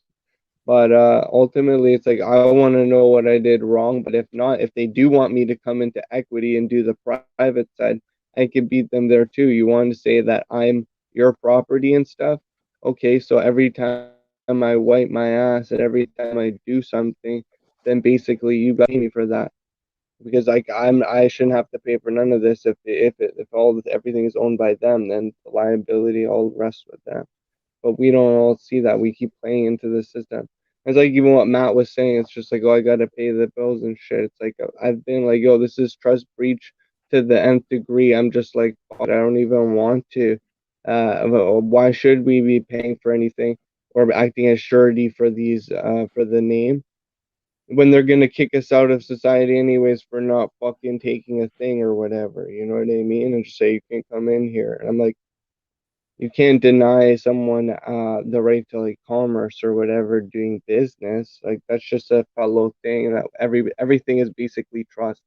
Like in trust law, when we interact, it's like someone lets you like uh do something for them or like take the wheel or something. They're essentially putting their life in your hand. That's a trust right there. You know what I mean? So everything that Sure. we do is essentially based on trust to a large degree, and they're sort of like monetizing that. Sure. But it's very like, yeah. But yeah, what Frank, you were saying, even like I thought that there could be remedy in what you were saying, like beating these people with the private claims or having the actors act in their proper capacity. But it's like what I was saying, it's like the courthouses and our public venues, those venues we use to administrate justice or whatever, get proper things rectified, is being commandeered by like privateers or pirates, people that come onto the land and stuff. These are like attorneys and stuff that act for the foreign interests or like crown, what have you. It's very funny, but yeah. It's well, like what can I'm we do sorry to hear it, to beat Julian, that but is essentially like what you were saying. It's like with the news stations, like go post up, be like, yeah, what up? We're taking this place for at least like you guys gotta freaking we're holding trial right here on the lawn. We don't even need it inside that building. Like, what up? You're telling us we got to go through there to freaking to lose protection so we can go in there with a gang of people that can just drag you down into a dungeon or whatever, into a cold, damp, like cold rooms and stuff. Like, why do we want to deal with that? So you guys can go do your perverted shit and stuff. Like, fuck that. I'd rather like go on my feet. Like now I'm just like saying, yeah, I'm not even about that. I'm not even about trying to go in there and deal with these fools. So it is what it is. We'll see what they do. All right. But Well, thanks for ultimately, like, filling yeah, us in I on had what's a going bunch on, of Julian. people. We gotta let a few more people get the word in Yeah, though. I told Sweet Lady I was gonna I'll wrap it still up at back. 9 p.m. my time, so that's 25 minutes. But we do have people on the line, and I want to let everybody get in their last Cool. final piece. And for people who sent in emails and I didn't send an invite, it's just because we're late in the show. I'm sorry. There's always next week. But D26, Yeah. we cut him off a while ago, and I know he had a few more thoughts. So hang in there, Julian, because I'll let you get in your final word, but we'll just go through everybody still on the show. They'll all put in their final piece, and we'll call it a night. But we'll let D26 go first because he's been waiting the longest. So D26. I was wondering just before you, what's Go that ahead, that you got on the Jonathan, screen? and then go ahead. But just what on the screen? Will Smith appeared to strike Chris Rock. I was wondering if you could, what is that? Yeah, here's what stands out to me about that. Okay. So the story is that Chris Rock made a joke about Jada Pinkett Smith because she's bald right now. Apparently, she has some kind of disorder. Okay. And Will Smith approached the stage and came up and hit Chris Rock for the joke. But it looks like it was all planned because Of it's course. 48 days after Chris Rock's birthday. The word slap equals 48. Hollywood's God. 48. Illuminati's 48. And again, I mean, to me, the symbolism is that you can't even joke about anything anymore. I mean, like we live in an age where just like everybody's so hurt by everything, and I mean, you can't have a sense of humor about hardly anything anymore. Everyone's just so offended. I mean, Everybody's so sensitive. Yeah. so That's because I was looking at that on the screen. I seen you pulled it up, and I was like, "What is that?" I like that had to be planned. That had to be planned. There's no way around it. Like, yeah, that's the way I see it, man. It's just like you can't even a comedian can't even be a comedian anymore. And I mean, in a sense, Will right. Smith's a comedian in his own right, coming up as a funny guy on the Fresh Prince of Bel-Air. So Right. you They know, just make the job of being a comedian that much harder because everybody's so sensitive about everything. Like, you know what right. I mean, like, not even comedians are as good as Richard Pryor back in the day. You see what I'm saying? Like, you don't get that quality comedian like Eddie Murphy back in the day. You know what I'm saying? Like, you don't get that anymore. Eddie Griffin. You don't get Comedian. a funny comedian anymore because everything you can't even make jokes about shit. Indeed, Uh, indeed. Yeah, to me, that's how I interpret this whole thing. But and it's not the first time we've had a big ritual with Will Smith in an award ceremony. You remember the other year when he got his Lifetime Achievement Award For at New the Orleans, with the New Orleans from the Will Smith from New Orleans got killed, and then he was in getting an award with the New Orleans colors in the ceremony. He just done the movie Focus, set in New Orleans, based on gambling and football and numerology. If you've never seen the movie Focus, for all the people out there, you should watch that. There's a lesson I on the saw it. numbers thing. Yeah, I saw But he Focus. just done that movie, and then the MTV set was gold and black like the Saints colors. He's getting the Lifetime Achievement Award, and then Will Smith on the Saints just happens to be getting killed at the same time. At the same time, the Will Smith is getting murdered, and he And was now a big time this. football player. If you Right. follow football, he was a big time defensive player. He's probably like the best defensive player on their team at that time. Well, See he what I'm won saying? Super Bowl 44. He won Super Bowl 44 with the Saints, and Will Smith equals 44. So, yeah. But yeah, that's my interpretation of that so far. So, but D26 up early to be with us again. He's in the other part of the world, you guys. But he added a whole bunch of 201s tonight to the world of sports that I'd never caught before. So, what else did you want to finish up with, D26? Well, I had a few things, but I'll be very quick. Well, I was talking about the pandemic, the Spanish influenza, and the 28th of September, the story of 28th of September relating to the 1918 Spanish influenza. So, according to the Wikipedia page, the second wave began in August. So the second wave of the virus in 1918 began in the second half of August 1918, but it bursted open. So it was not there were not many cases, but the Philadelphia Liberty Loans Parade, held in Philadelphia, Pennsylvania, on 28th of September 1980 to promote the government bonds for World War I, resulted in 12,000 deaths after a major outbreak of the illness spread among the people who had attended the parade. So this was the story that is there on the Wikipedia page. If you under the deadly second wave of late 1918, if you just go under the subtitles of that Spanish flu, um, Wikipedia page, you will find that September 28 reference. And as I said, 289 in base 12 equals 201. And uh, with Pennsylvania and with Pennsylvania, Philadelphia, it reminds me of bridge collapse. And I did some decode on that. Let me just find that. Where I had this. Okay, I found it. Sorry. Uh, I did I talk didn't mean about to the interrupt. national. 820. But what is? Can you expand? Just a quick explanation on what base 8 counting is. Just a quick explanation on. So in base, basically, we use base 10 as our standard thing because we have. That's my interpretation because we have 10 limbs, with 10 fingers on our hands and Okay. 10 fingers in our legs. So that is related to human anatomy. So we have. That is why we use as a standard as a base 10. In base 8, the numbers are just 1 to 8.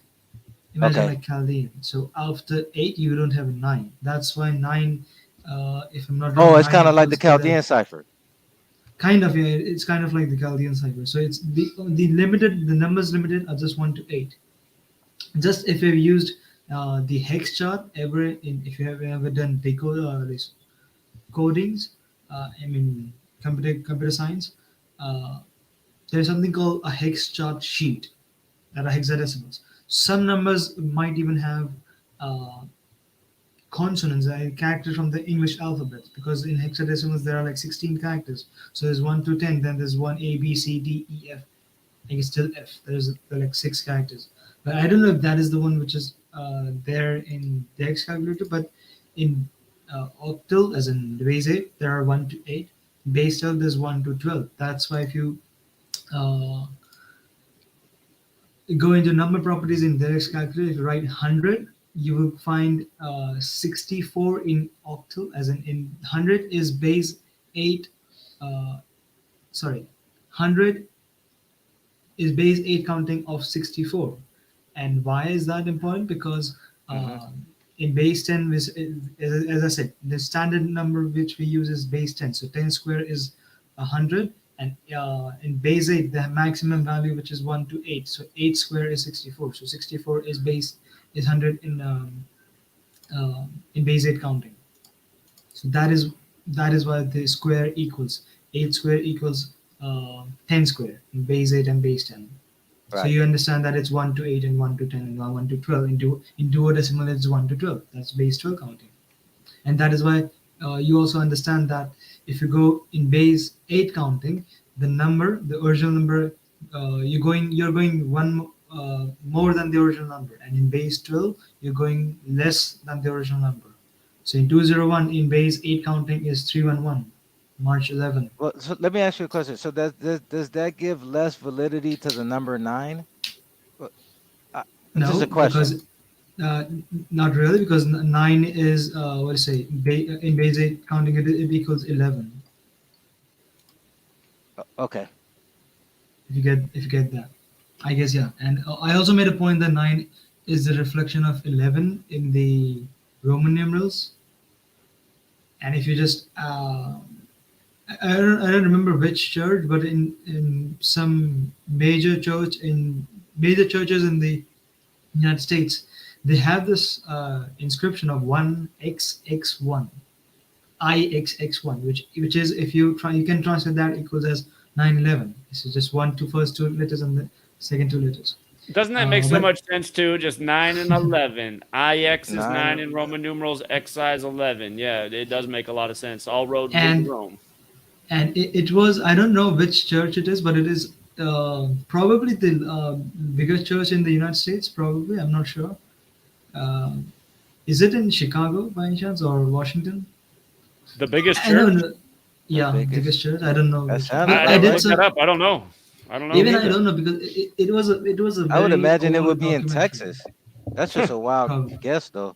It's Everything's it's bigger an in entire Texas, right? country. It's an entire country. Isn't it the largest state by land? Texas. Texas is the biggest state as by land, yeah. Yeah, Not by land. It's bigger than population. Alaska? Population is California. Because there's almost Okay. 40 million people in California.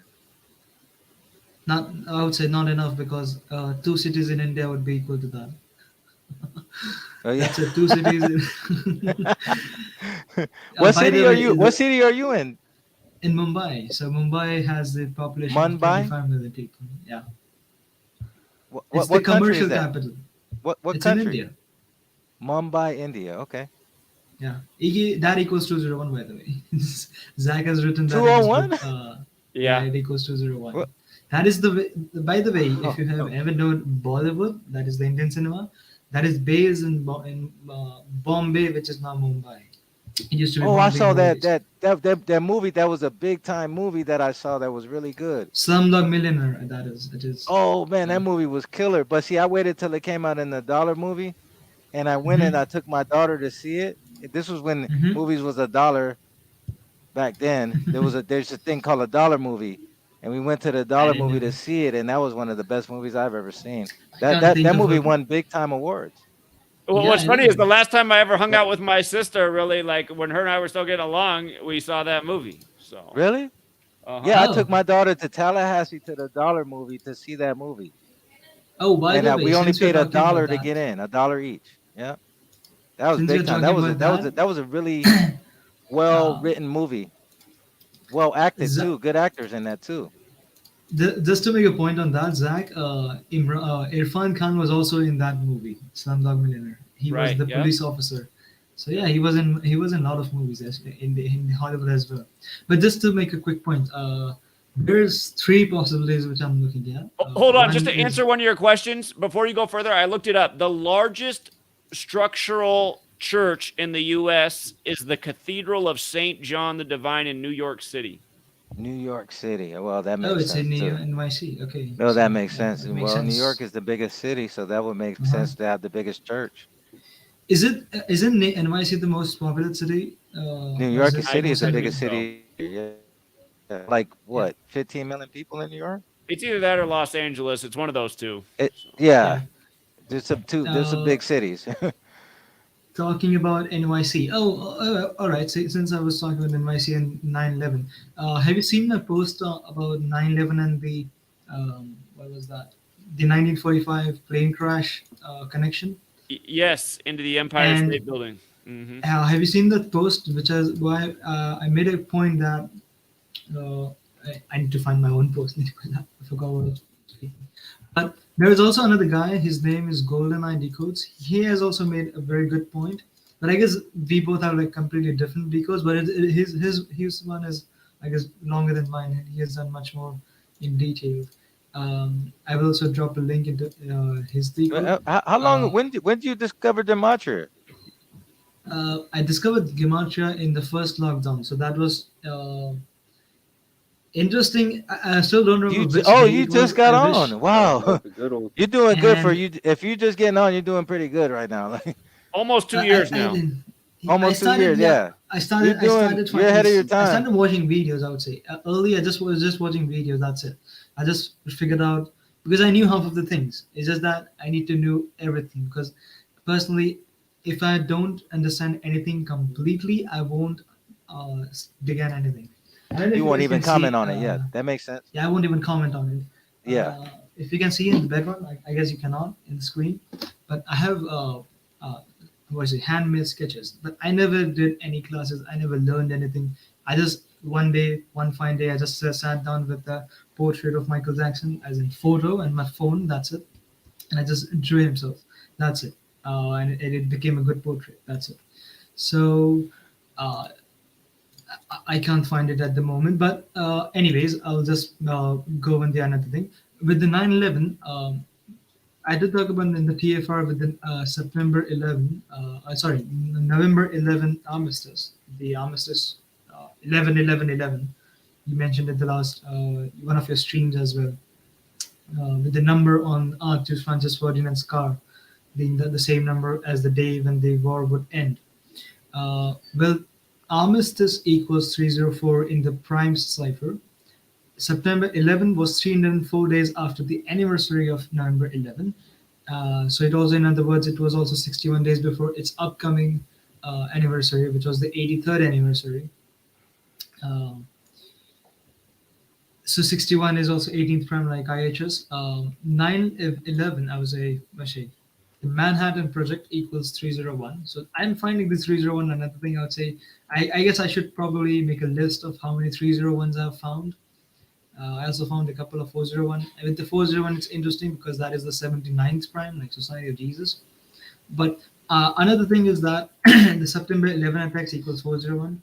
Donald Rumsfeld, the then defense secretary, equals Pentagon attack, who one day before the 9/11, the 9/11 attacks on September 10th, on national television said that UNSH is missing $2.1 trillion with the T. That was the news reporter.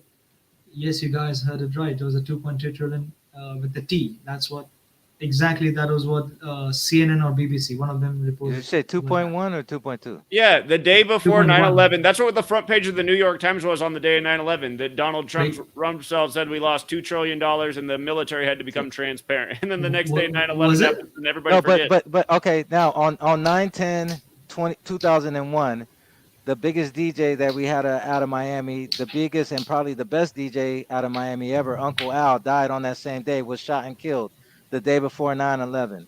9/10/2001, the biggest hip hop DJ in our city, Miami, was murdered the day before 9/11. So that's just another, a hip hop, because people fail to recognize this because they give a lot of credit to Khaled, but Khaled is just an imposter. He was born in New Orleans, and then he came to Miami to try to claim Miami. But our real original best DJ was killed the day before 9/11. Wasn't Michael Jackson's Madison Square Garden concert was on a day before 9/11, and he was supposed to be in 9/11, and as in the tower for some meeting, from some business meeting, and he did not go to there. He did not attend the meeting because he overslept by somehow because he was late from the concert. But that makes sense because that is a typical Michael Jackson thing because he was known to be late at other places because of his shows. Apparently, that is also what killed him with the propofol. I guess I did some people. I haven't posted on that. Propofol equals 113. He was killed with propofol. But anyways, I'm just like just getting distracted. Well, that's the thing is like when you have a certain amount of money, you don't die and you don't go to jail. Like you really think Bill Cosby went to? He has too I don't know the much story money of to Bill go to Cosby. jail. Like I mean, Bill Cosby has too much money to go to jail. Michael Jackson has too much money to die. These people don't really die or go to jail. O.J. Simpson, he has too much money to go to jail. This just they want to make us think he went to jail or they're dead and this and that. Celebrity Island. I think it's out there. with that, with Michael Jackson, I guess he was, thrown off the industry because he exposed Sony, or if he was attempting to expose Sony, that's why they canceled it out of Hollywood. Well, I don't know if you know this, but Zach predicted the death of Prince, and I predicted the death of who King died Von. in April 2016. Was No, it? he predicted it way before it happened. Like way before it happened. But he did die in April 2016. That's correct. Yeah, he did. Right. Sweet Lady's giving me the signal that she's trying to remind me that I'm supposed to be done by 9 because it's 7 minutes away. I will. I'll be very quick, Zach. Okay, so the buildings that fell were 1, 2, and 7. So 1, 2, and 7 in Jewish gematria equals 2030. With the, I guess they are doing something other, something they have planned something else with 1, 2, and 7. They are probably going to call it the third Pearl Harbor, which will make sense as 1 to 7 equals 2030. Agenda 2030. William Henry Gates the second equals 2030.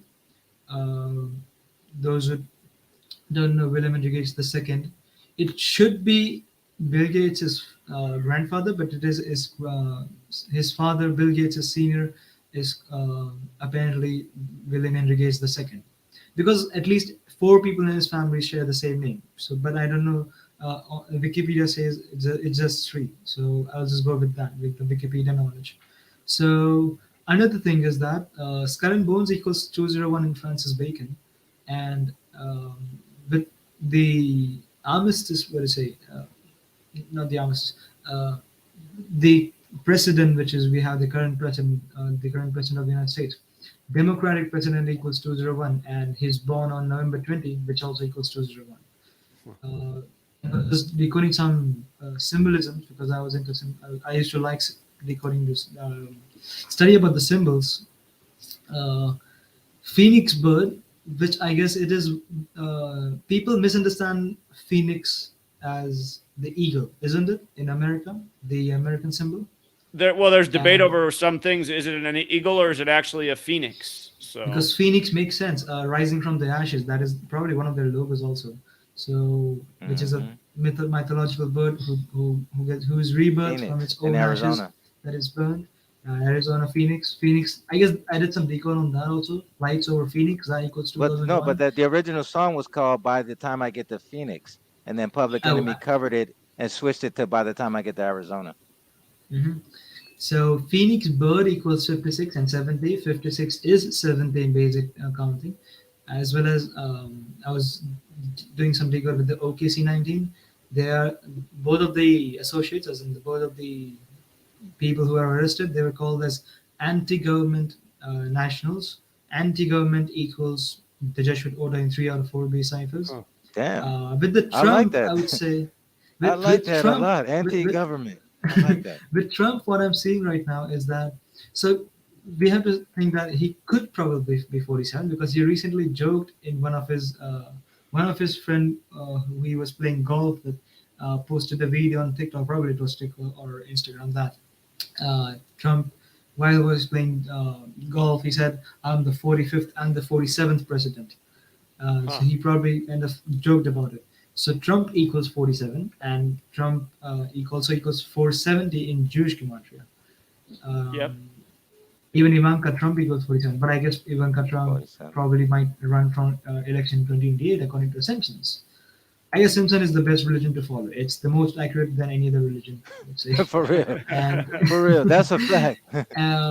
Regarding the predictive programming, I would say there is a movie called Morbius. Again, Zach, I would encourage you at any time after you're done with the book, get into say the movies. I would say, especially Marvel movies or Sony movies, because now they're getting collaborating with some characters because Sony owns most of Spider-Man characters. So Morbius is by the comics, it's a Spider-Man property. It's a villain of Spider-Man. Morbius is a living vampire who is bitten by bats. So he becomes something like bat slash vampire slash human.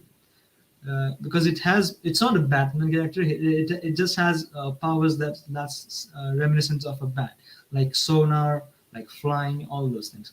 But this movie, I guess if you can just after the stream, so this movie was supposed to release in July of 2020. The trailer was released in January of 2020. And imagine, just wonder what the story was, what the trailer is about. The trailer is about this character called Dr. Michael Morbius, who wins a Nobel Prize in medicine. Uh, he's a very accomplished doctor, and he himself has a disease since childhood. He grows up in an orphanage, and to cure himself, he goes to any extent, to the extent that he gets bitten on purpose. He gets bitten by bats in a cave, and the story with the bats, and he becomes something like slash vampire slash zombified kind of creature, and that was the initial conspiracy that this Right. coronavirus is had a lot of correlation with Resident Evil symbolism, especially with one of the biotechnological biotechnology institutes in China has the same logo as that of the Resident Evil logo, which is a umbrella with the white and red stripes, which looks Right. exactly like the uh, religious order, Knights of Malta, and the Knights Templars logo The with Templars too. the Templar cross. It looks exactly like the Templar cross, just if you just take out the umbrella outline. And I guess most people know that So coronavirus they is an say anagram. they try to say that Corona started from a bat, right? Yeah, there is. It's exactly like the Contagion But it's movie. funny because The right now climax you of have that movie in the theaters, the Batman. Ye- Now as the coronas and is they're supposedly really winding down, supposedly the imagine corona's winding down, and then they come with the bat. Supposedly the cases are going down.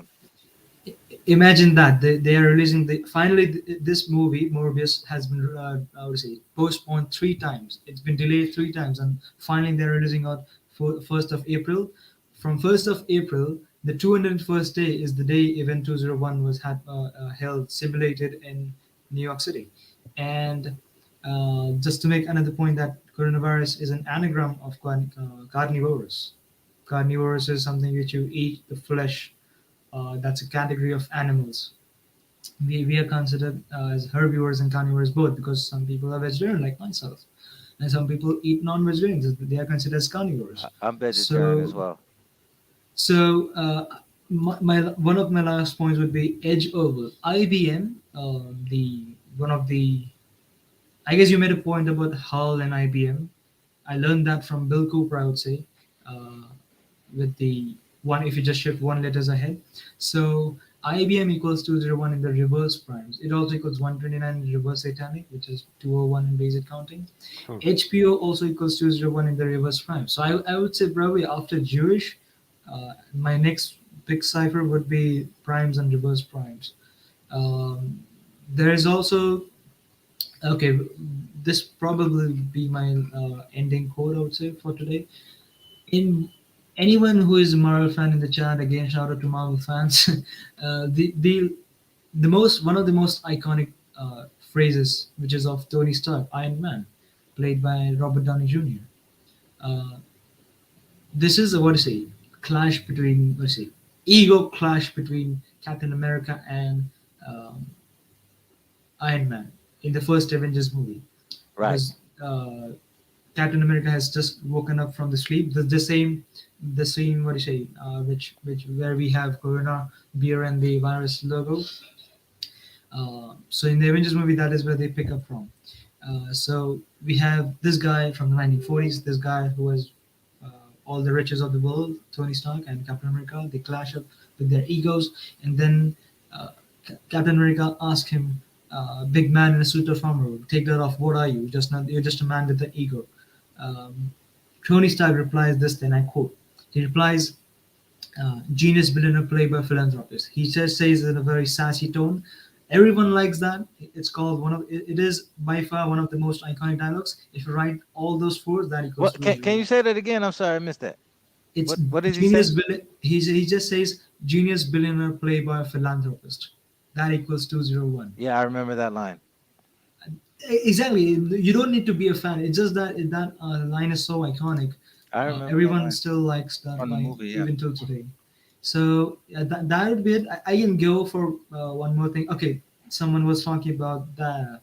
I forgot who it was, but someone was talking about the ear and the what is it? The third eye, the relation someone's talking about. Uh, well, I did read about this very back in the past after my high school, that take the points of the of your ears, the soft brain behind, which is medulla oblongata, I would say probably, and the uh, what is it, the the nose. And if you so you have 4 points: the soft brain, the nose, and the 2 ears. Imagine yourself in the middle of your brain, you have the hypothalamus, which is called the third eye. That is actually the third eye. It's just that we represent it with the middle one. Imagine that. So it creates a pyramid inside your own skull, inside your own cranium. This is called the cranium. And with the nose and the ear thing, don't try this at home. At least if kids are watching this, anyway, by any chance any minors watching this, if you close your ear and if you breathe out from your if your nose, if you close your nose and if you breathe out from your nose, it's going to create some sensation in your ears. You feel like your ears are being must open. So try this with, what I say, very Oh, you slowly. showed me a new Don't way try to this. get high. Talking about that, someone in the chat. I was reading the chat. Someone thought that I just had some weed. It's just the lack of it's just lack of sleep. I would say it's early morning over here. Right now it's 9:30. I guess that's 9 p.m. over there. 9:30 in the morning. 2.5 hours. Yeah, it's well, it's 11 o'clock p.m. in Alabama.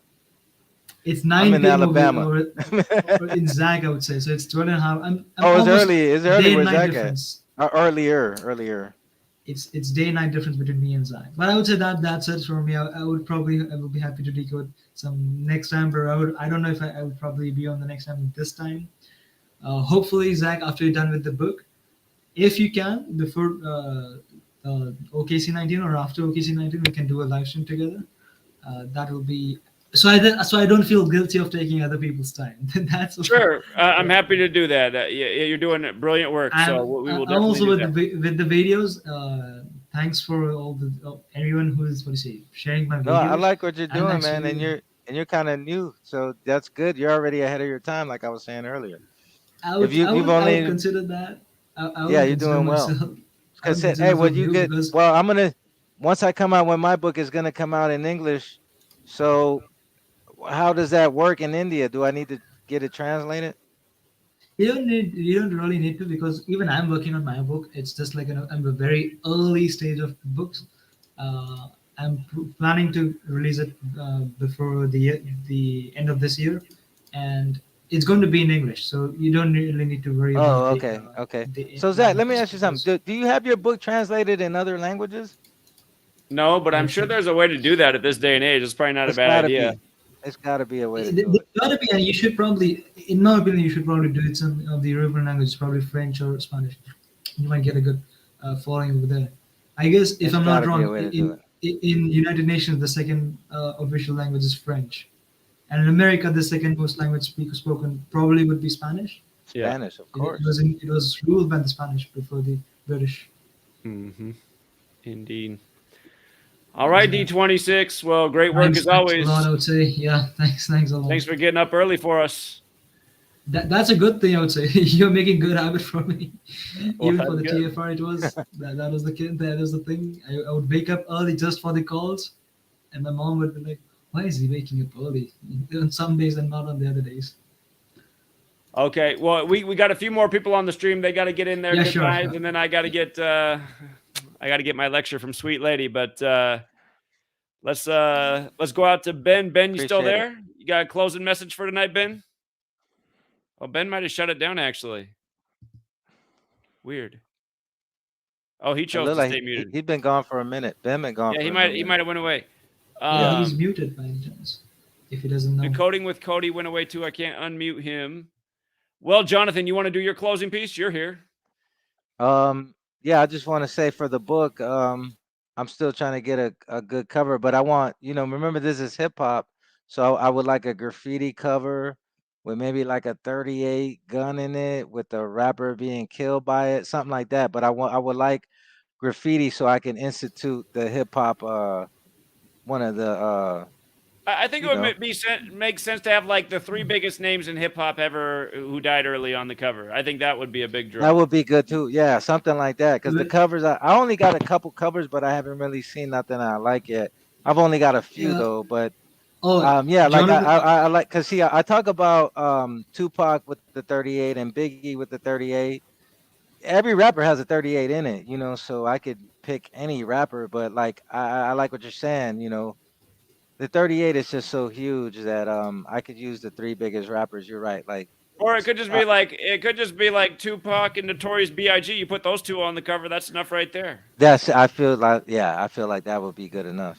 I feel like that. And there's huge 38 with King Von and Pop Smoke and just the recent rappers that have died. Young Dolph has 38 in it. So there's always a 38 involved, which is why the name of the book is called 38 Special. It's a great name. You know what? Try emailing me on that. Let's see. I just dropped on my email address. I made book covers. I also made one for few. I wouldn't like. I made few for. Oh, I see your email. Yeah, Zach's, I'll email you. Yeah, for but I Zach's wanted third like book. I kind of wanted like graffiti style, like you know what I mean, like You know what I'm saying by that. I'll look into that because Send him I a didn't picture really. in his email of something that you have in Yeah. mind, Jonathan. Let, Like, let me know Okay. what the reference picture would you like, because I also made like 3-4 covers for Zach's book. I don't know if you knew that, because I made those covers before I contacted him on the GTFR. So I guess Oh I wow. probably submitted, what is it, 3 or 4 options. Yeah, and Zach, you have also reviewed that on your live stream. One was which you also commented that it looks like from Manly Hall. That's like, looks like very old. It was one of the covers was that was my cover, I would say. okay, I got to go back and review. I'd like to know exactly which ones are yours. So I got to go back Okay. and I review did that. some. Yeah, that's I did some. I interesting say now. enhancements. I did some enhancements, and like it's my last covers. I guess probably you may not have seen that, but that's where I invested for most of my time. Probably 1 week, entire week for that. But anyways, I make covers, book covers. I also have account of Fiverr, but I will probably what to say talk about that on the next stream. I guess it's getting late for Zach, I would say. Indeed, I went over. I always go over what else is new. DK Stonewood, did you have a closing message for us tonight? Everybody might have stepped away. Well, My reception's so bad on this all right. device. Well, Can you guys actually hear me? I hear you. yeah, we can hear you. There it goes again. It's like in and out though. Yeah.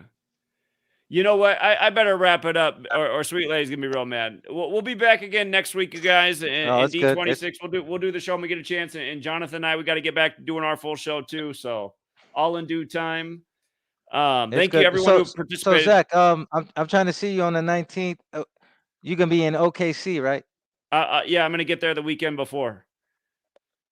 Oh, all right. So I'm just trying to plan it all out now. So I'm trying to make I'll it be in. there on the 19th, but I'm gonna get there. I plan to be in town that Saturday, so that's the All right. 16th. But by then I What's with should the have the book? book. I should have the book already done, but I would just need you to like maybe edit it a little bit, give me a forward, and then after that I'm ready to go print. So I'm just Done trying and to I'm done. gonna tighten it up. You know how it is, man. I'm a perfectionist. That's why I ain't got it done yet. Sure. I'm a perfect. You know, I'm just you know how it goes. I'm just trying to make it so perfect that it just hits so good that it's like, damn, it's so undeniable that you can't. Well, You know what I mean? You know what I'm saying. You're a indeed. perfectionist too, Zach. You know what I'm talking about. Well, it's hard. I mean, even you try to be a perfection. It's like I have typos in both my books, and even though you go over your writing a bunch of times, it's easy to still make a mistake. So, anyway, What's with your third book? Are you going to release that before OKC 19?